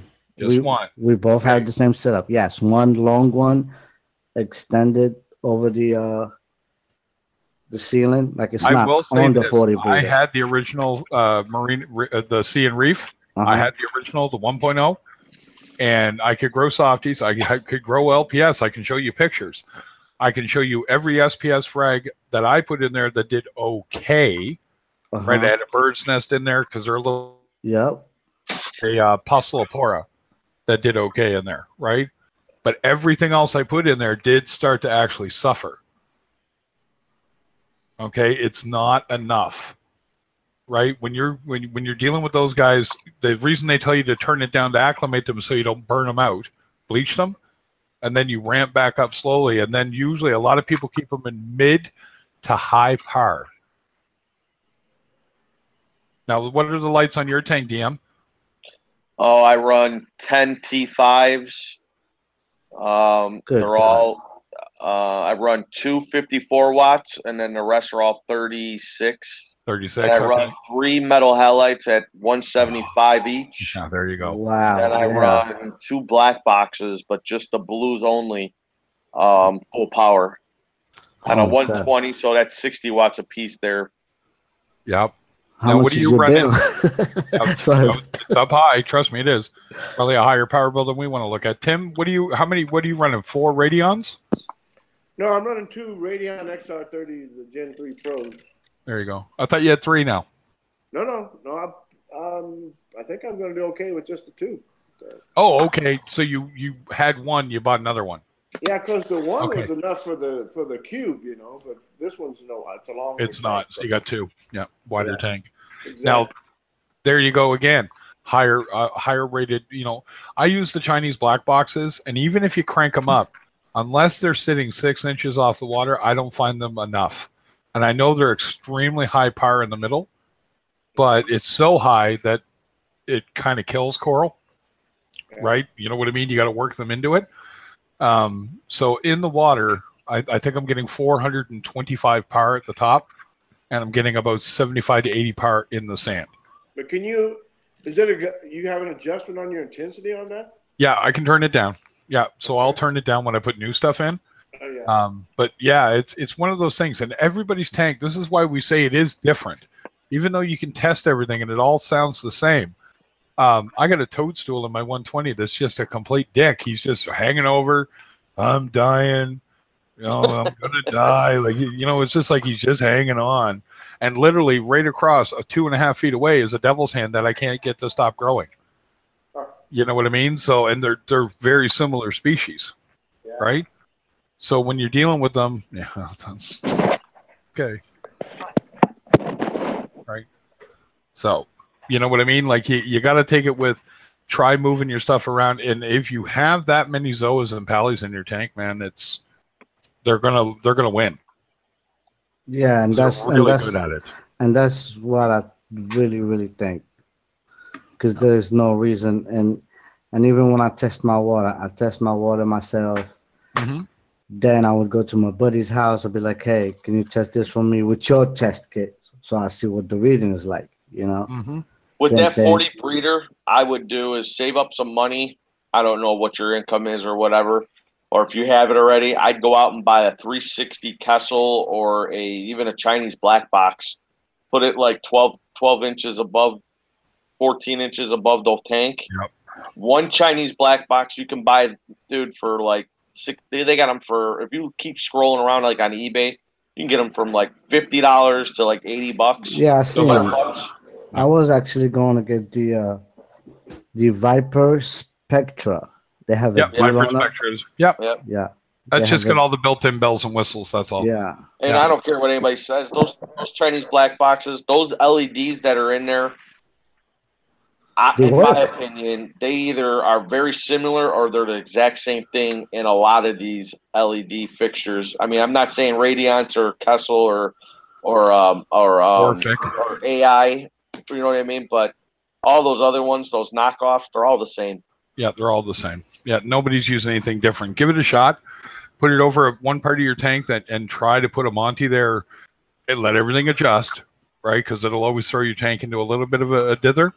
Let the tank adjust for a week or so, and then, you know, don't crank it up. Keep it low, and then put a Monty in, and then every day just a little bit more, just so it's perceptible to your eye. Yes. And just see if all of a sudden he starts to take off. You also need flow too, though. You can't have stagnant water. Yeah, it's got to be moving.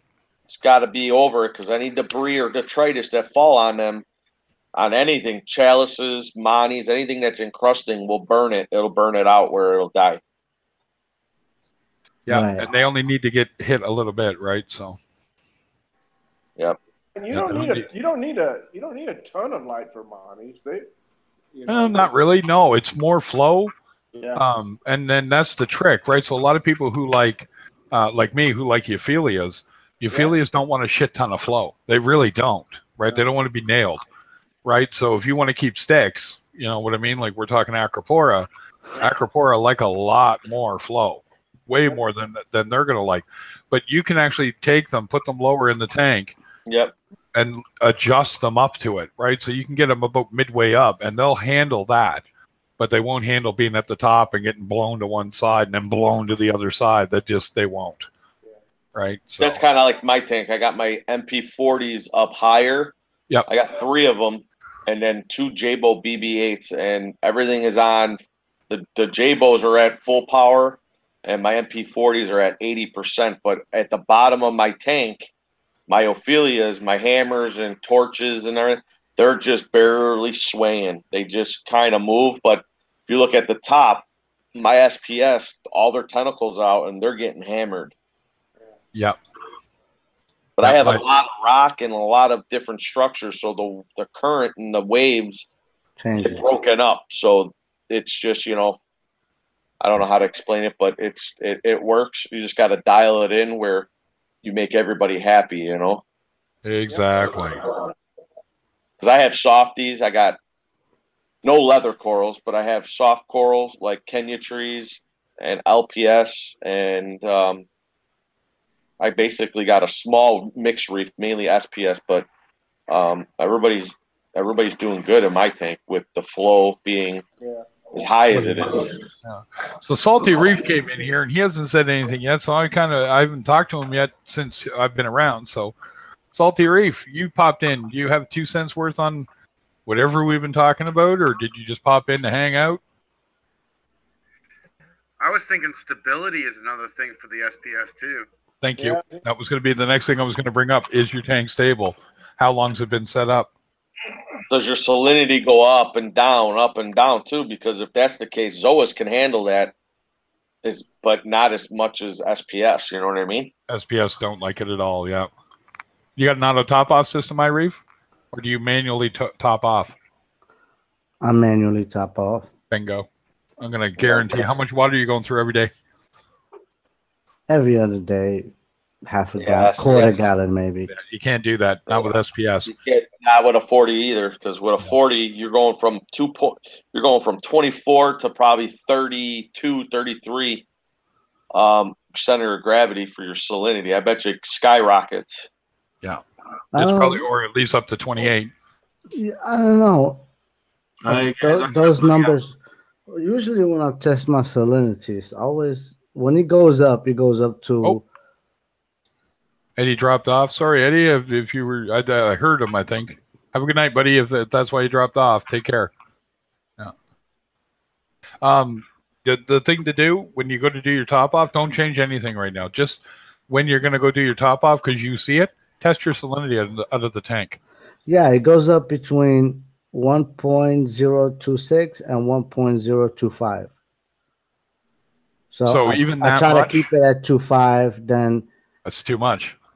I'm not kidding. They are that sensitive. SPS 1.025 is enough to piss them off. Yeah. Yeah. 2.4. 2.4. No. 2.4 is the minimum. 2.6 is the maximum. And when we're talking about stability, we're talking it shouldn't waver at all. Yeah, So whatever you pick, right? So if it's 2.4 and you find that everything's better at 2.4, keep it at 2.4, right? So an auto top off system, the minute it senses the water's dropped an imperceptible amount to us, boom, it kicks right in and keeps it there. It does not let it drop. You need it to be like a straight line, as flat as you can keep that stability line in all parameters. The more likelihood you're more likely you're gonna succeed in it. Yeah, it'll make your life a lot easier. And an auto top off system is not expensive, man. Do you have a sump or you use a canister filter? I'm using a hang on the back. Hang on the back. Okay, so if you want to get one that's the least obtrusive to deal with, as far as I'm concerned, is probably what that Smart ATO is. It's a little more. I think it's like $160-ish, $170. I have that one. I have the ATO, and it works like a charm. I use the Coral Box A100, and it's okay. The bracket, you know what I mean. You can hide it well enough, but the problem is when you're doing hang on the back with that one. The emergency float valve won't kick in soon enough to actually stop it from overflowing, right? So that's the trick with that one, right? But usually auto top offs don't get stuck on, right? But they can, so that's why that's there.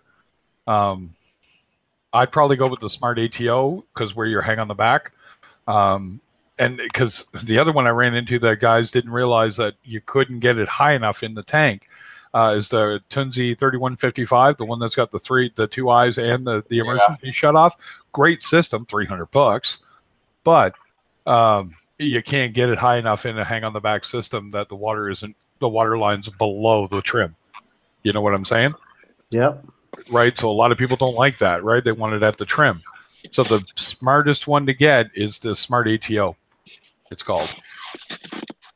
So like what he was just saying, though, the stability, these animals come from an ocean that have very, very, very minimal fluctuation in any levels because the water the world is 90% water. And you got to understand that when you put them in a glass box, any slightly different parameter that goes up or down, any swings, stress them out. And when that happens, that's why you get RTN and rapid necrosis tissue loss and the slow STN and RTN, or they just completely just melt away like zoas. You might see them. You might have a cluster of 20 of them, and then all of a sudden, They just die. and within a month you got like 10, then you got 5, and you're like, what's going on? And that's just because your levels are, something's wrong within that glass box. So what I was getting at is you want to try to keep everything level. And then if there's something wrong, it's either you got phosphates, nitrates, you're feeding too much, your lights ain't on enough, your lights are not powerful enough. You could dwindle your window so that you're not trying to second guess or start adding things that you're not supposed to. Does that make sense? Yep. Yes. Yeah, it's a harsh learning curve in the beginning, because the simple fact of the matter is what you're dealing with is your noobishness, I like to call it, right? Because that's what I'm still dealing with that to a degree. When you have a system enclosed in a box, you are now responsible for keeping that like the ocean, and the ocean doesn't change salinity, right?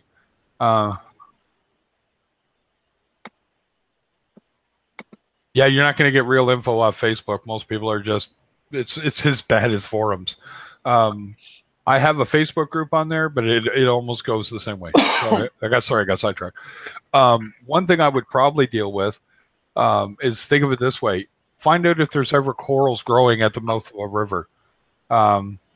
It's very, very, very rare. There's only a few, and usually they're NPS coral, right? So non-photosynthetic. Okay.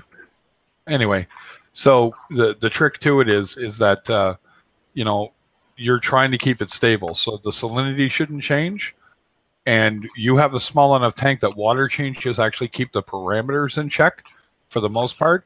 So then it's export. Do you have a hang on the back protein skimmer on your 40? Temperature's another thing. Do, but I don't run it like a Okay, lot. you have one though, just if you need it. Cool. Yeah. So and then perfect. Salty brought up the other one. So what kind of a heater do you have in your tank? The Fluval. It's a Fluval. Okay. Yeah, but my temperature in the house is always stable most of the time. I keep it around 78. Sometimes it goes up to 78 to 78.02, 0.05. Okay. And then Now, it goes right when you do that, the AC in the house kicks in. So let's have a little fun.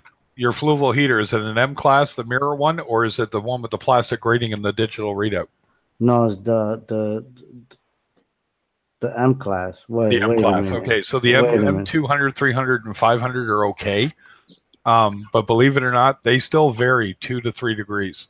Oh yeah, definitely. I got two. I got both the new and the old one, and my one is set at 82, and the other one is set at like 81, and my tank is at 78, 77 degrees. So that goes to tell you.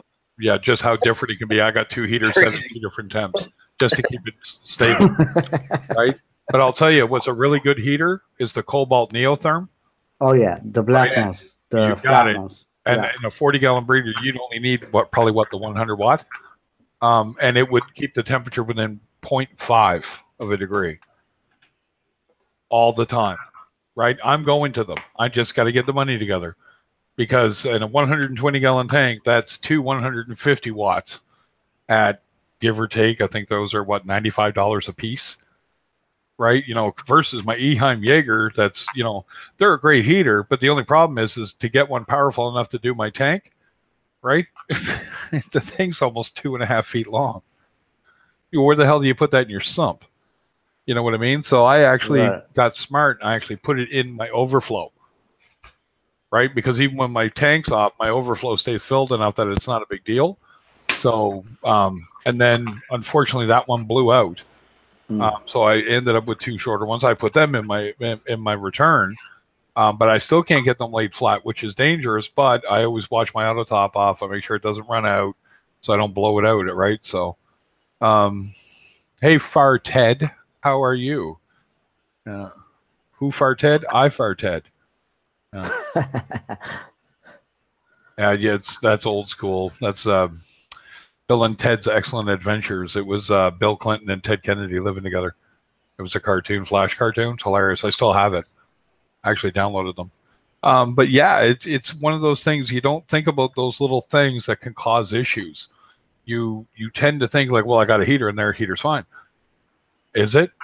Do you really know? Do you have a temperature probe in there that's calibrated correctly, telling you?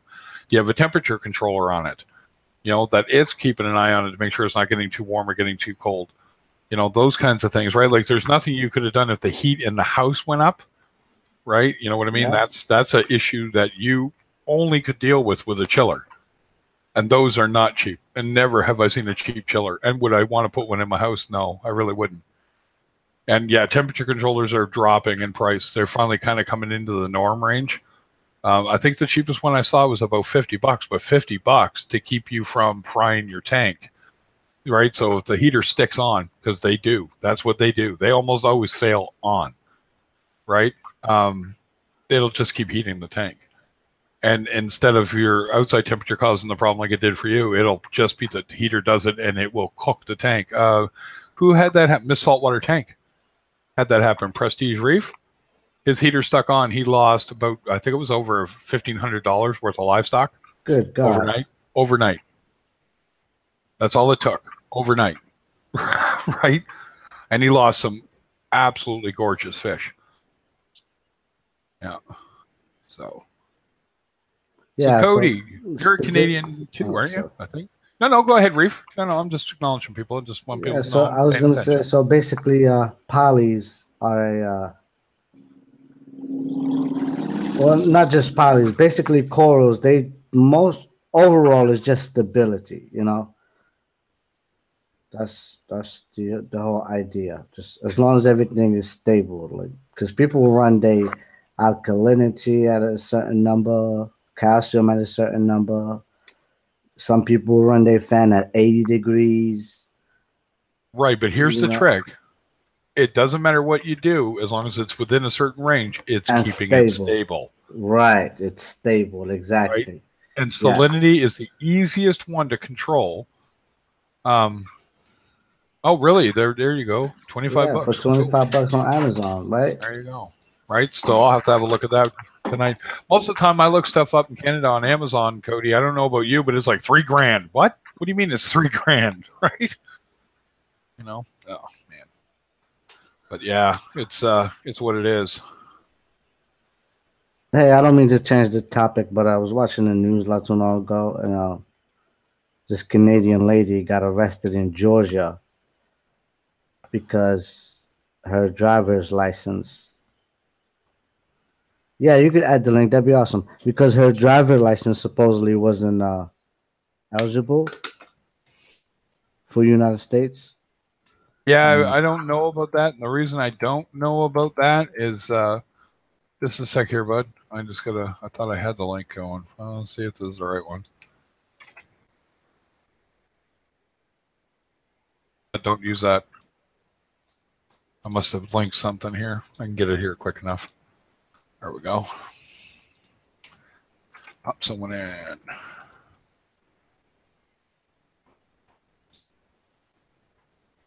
And if that one doesn't work, try this one, and I'll leave that up for a sec here.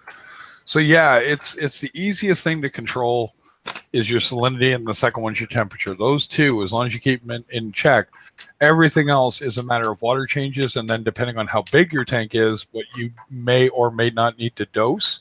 And that only really comes into play when you start having a lot of coral. Right, so if you have a lot of SPS, it's an SPS dominant tank, it's going to chew up a lot of calcium and alkalinity.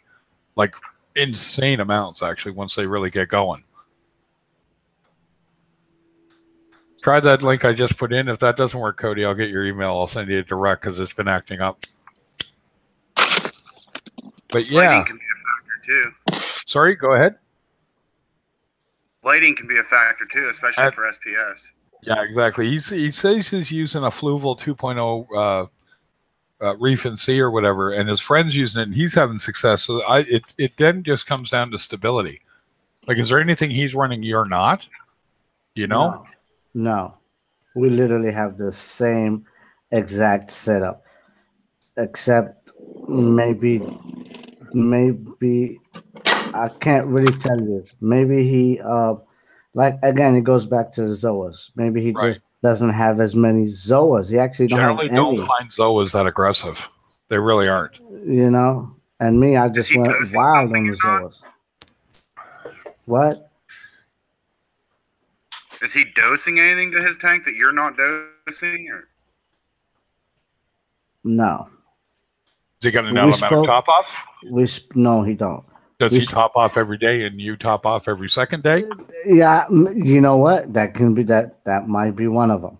Yeah, so if he's at least doing it daily, I gotta ask him about that. ask him if he is, because if he's at least keeping close to the parameter for salinity, that can make a difference. Like, there's so many things that could be causing the problem in the first place. Yes. You know what I mean? There really Yes. is, but the main one I can tell you, chances are 99% sure it's not your zoas, right? Unless you have no room on your rocks and you're just putting it in a spot, right? But if you're putting it somewhere and there's no zoas within a few inches, that's not the problem. Unless the Monty itself is the one, what's called activating the warfare, but you would see a lot of other problems going on. So just to interject, can you guys hear me all right there? Yeah, we can hear you fine. Perfect. All right, I'm trying a new mic. My wireless headset is not very good. There we go. So I'll just show you this heater real quick here. My screen's up there. Yeah. Okay, give me a sec. I'll put it up for everyone to see. There we go. Huh. So yeah, that's the heater. I've used these for controlling my reptile tanks for quite a number of years now, and like anything, you want to like some sort of additional backup just to make sure that the temperature setting is correct. But they're pretty reliable. I've never had one actually fail, and you actually just hardwire it right into your. Oh yeah, I see. You got to cut the end off your plug, but Yeah, and they can or run. create a plug. Yeah. Yeah. So, and these will run a heater or a chiller as well, which is nice. So you can hook it up to a set of fans or something like that if you want it to quick in and keep it cooler. Oh, I like that. Is there a sensor that comes with them? Yeah, you can see there on right here. That Yeah. It's got just the wired sensor that hangs off of it. Oh, I'm gonna have to put that link. Yeah, put that link in my chat. I'm gonna go chasing that down later. Mike, can I Or actually just do give me that? the item number. What's the item number? Even better. No, Hold on. no, yeah, it won't He let can't me. put the chat. He needs. Yeah, what's the just, item number? Yeah, scroll down. Show us the item number. Where do I find that? What if you scroll down? My computer sucks. Right. All right. Go down even more. Sign number. Version number. No. I don't know if it has it the same as Amazon.ca. No, I bet you. Here. Yeah, Cody, there's the give me a item sec. number somewhere. It has to have an item number. Cody, you are going to become a moderator. You will be able to link. There you go. Go ahead. All right. You can link it now. Okay. Do I need to use a Nope, nothing special. Just copy the Nothing. whole address up in the address bar and just There link you it. go. Yeah. Awesome. I see it. Cut and paste her. Yep, there we go. Yeah. Cool. And I'm going to bookmark that. There we go. Going to be buying 2 of those. Yeah, it's nice. They're Prime eligible too. So if you have Amazon Prime, it's free. You know, I got 2-day someone who shipping. does. Yelp. That's the way to do it right there, folks. That's how you find out about crap. Yeah. Oh, of course you're going to make me jump through hoops here. Bookmark that, you dink. So these are pallies right here, guys. Oh, that's a weird look. I have the same ones. Those there are we go. pallies. Hold on there, Dave. Yeah, I've seen There we those before. Yeah. So are these. And I have those in my tank. Those guys can be quite slimy. Yep. So those are what you got to watch out for. See, they're over here, so nobody messes with them. If I take them off so you can't really see them. Oh, those are beautiful though, eh? I do love Yeah. looking at them. Yep, they really are. And then I've got a different variety called blue-green velvets, and those guys are known problematic pallies. So I don't think those are. no, I see a lot of those. Those look like Rastas. The ones up top left, those guys right there. I bet you. What are those? Or do you know what the name of them are? No, I don't know. They look like a purple, an Indo people eater. Those would be a type of pally, but they're not that slimy. They usually don't get all that aggressive. Yeah. Cool. I don't know. I think these are wild something or other. Trying to show you guys a little bit, but Looks nice. Super nice. Yeah, your tank is gorgeous, DM. Always gorgeous, man. Oh yeah. these are the new chalices. So I'm going to link one more heater here that I've had other successful. If you don't like cutting and paste it, or like cutting your wires and stuff like that, Cool. it's another Inkbird product, and it lets you plug your heaters directly into it. And if you look, they sell another model that's similar that, like the other one, will do heating and cooling if you want to go that route. Yeah. Nice. And that's not that expensive either. That's affordable too. Yeah, $42. You can't complain there. That's for sure. Nice. And that one's a little simpler for people to use because they can just hang it on the wall behind their container or like on their sump or whatever, and just plug and play, right? So. Yep. Yeah, we're just killing time for Chris LMZ there. He's filling up his 90? 90 or 75. I can't remember what size you got. That is a nice tank you have there, DMs. I appreciate it, man. Yeah. Yeah, super nice. Always like looking at his tank. Always do. Yeah.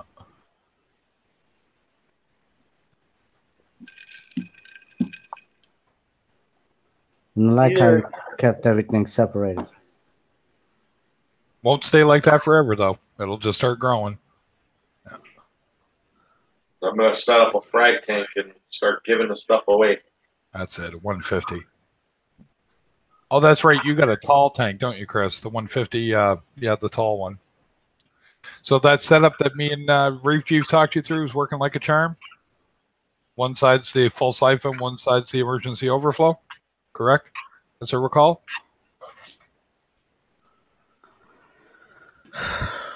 Oh, yeah, you're the guy with the trigger stump, you bastard.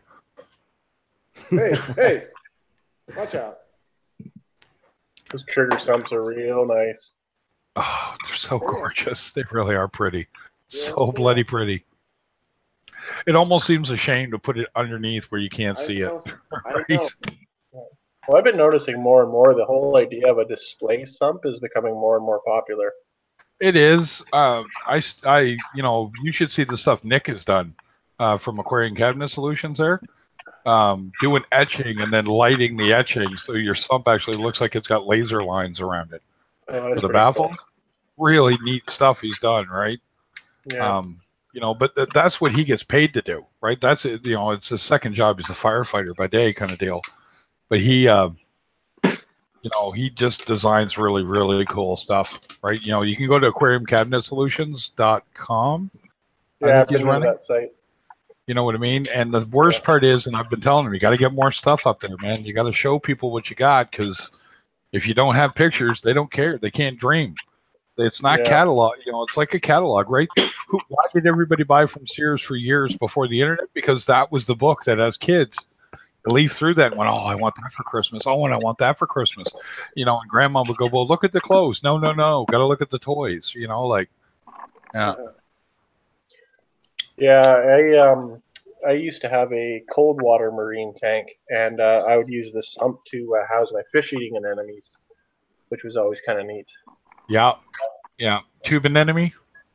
That style?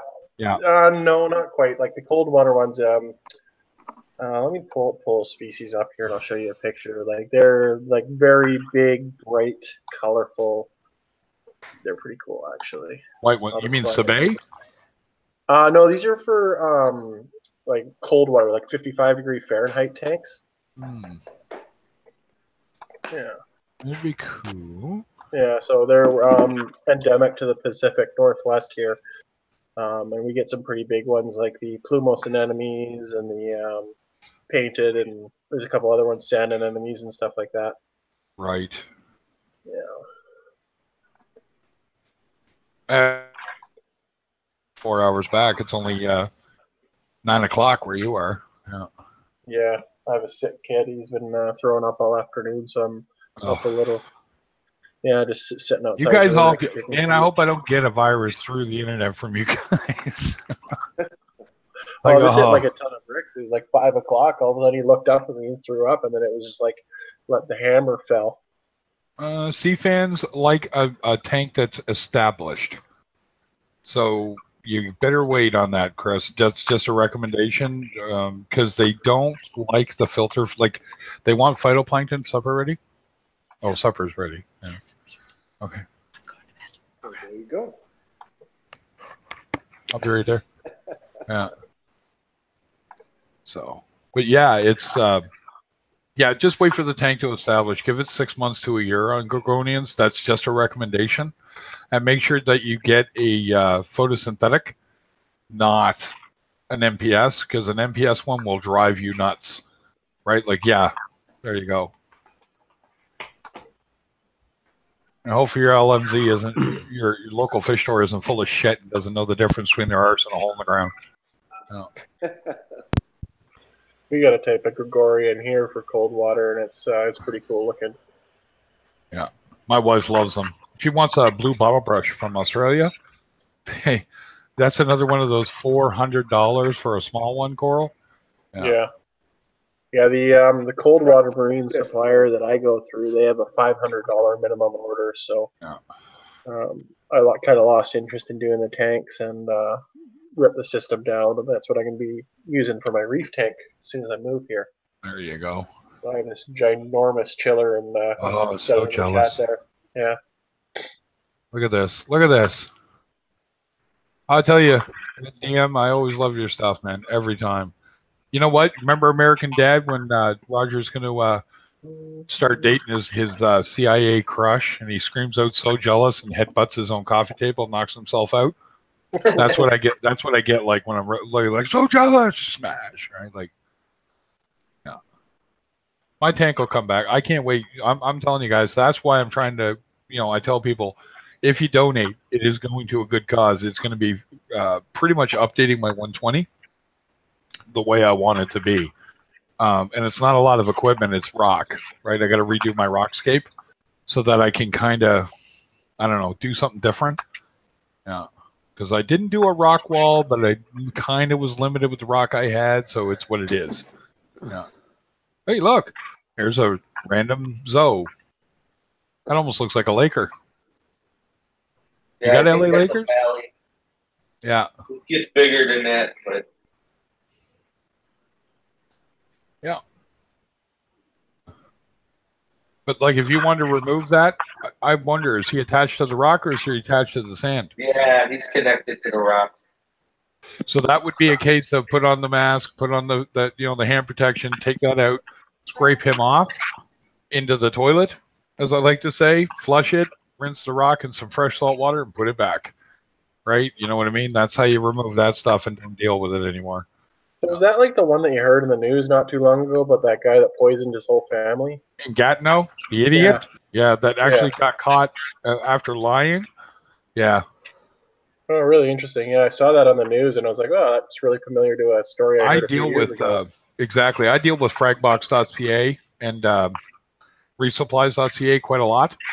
And they like both showed up at his door, and then a few other professionals showed up at his door from the Marine Institute up there in Montreal and asked him, what did you do? Right? Well, nothing. What did you do? And he finally admitted after the hazmat team came out with a bucket, he'd been scraping a rock off of the brass brush that had pallies on it. Oh, okay. So it just, he was aerosoling it is what he was doing, right? So yeah, because that's really bad for business when you do stuff like that. Well, they don't want to hear about it, right? They really don't. because then people get all freaked out, right? You know, Yeah, Reef's, that got you me know, freaked out. justifiably freaked out, but you don't have to be. It's handled with care. You know, it's the same as the fish that have, venomous spines and stuff like that. Yeah, exactly. I have a fox-faced rabbit. There's horror stories about fox-faced rabbitfish. One, Majestic Aquariums, if you look him up, he talks about taking one right in the shoulder. It leapt out of the tank. He calls it the ninja fish, the ninja starfish, because he flipped out of the tank and all 7 spines, whoop, right in his shoulder. Oh, that hurt like hell. Oh, and he passed out. Yeah, he barely and literally still picked him up, threw him back in the tank. So he could have got stung again by the bottom ones, right? Because there's 4 on the bottom. Well, you don't want to lose your fish, right? Right, exactly. So he threw him in the tank. He made it to a sink. He was putting hot water on it because that old wives' tale, that helps, right? Yeah, just like right? Right, and he passed out. And his professor, he was doing his dissertation when he was doing his schooling, got him to the hospital, and they treated it like a bee sting. He had to get an epi shot, and and everything else. And he had a lot of venom in his shoulder, right? Have you seen that YouTube channel of the guy that goes around and lets himself get stung by really stupid things? Yeah, I've seen that idiot. Lizard, snake, lionfish. Yeah, yeah, he was crying after that one, as I recall. Lionfish is extremely painful sting. Yeah, well, it's like it's probably worse than the rockfish we have up in the Pacific Northwest here. But when those suckers sting you, actually they're related to the fox faces in a very. So, that is just it goes right into your bone. Like it aches right into your bone. Yep. And then there's the real bad boys of the world, right? So scorpion fish are pretty bad. Yeah. Another one that's really bad is the stonefish. Yeah, in Australia. Oh. Yeah, I was in Fiji last year, and you hear horror stories of stonefish and the scorpionfish walking through the reefs. Yep. I was out snorkeling through the reefs, and I was just terrified to put my feet down because I was just you hear horror stories of guys stepping on stonefish or stuff like that way out. They're hundreds of feet from the shore type thing. Yep, because you don't have long to get treated at all, right? And then then there's the other ones everyone says, well, what's the blue-ringed octopus? I said it stops your lungs, paralyzes your breathing. Yep. So you always see people holding those things. I've seen a whole slew of pictures come up recently of people holding the blue-ringed octopus in their hands, and I'm like, you are gonna die. I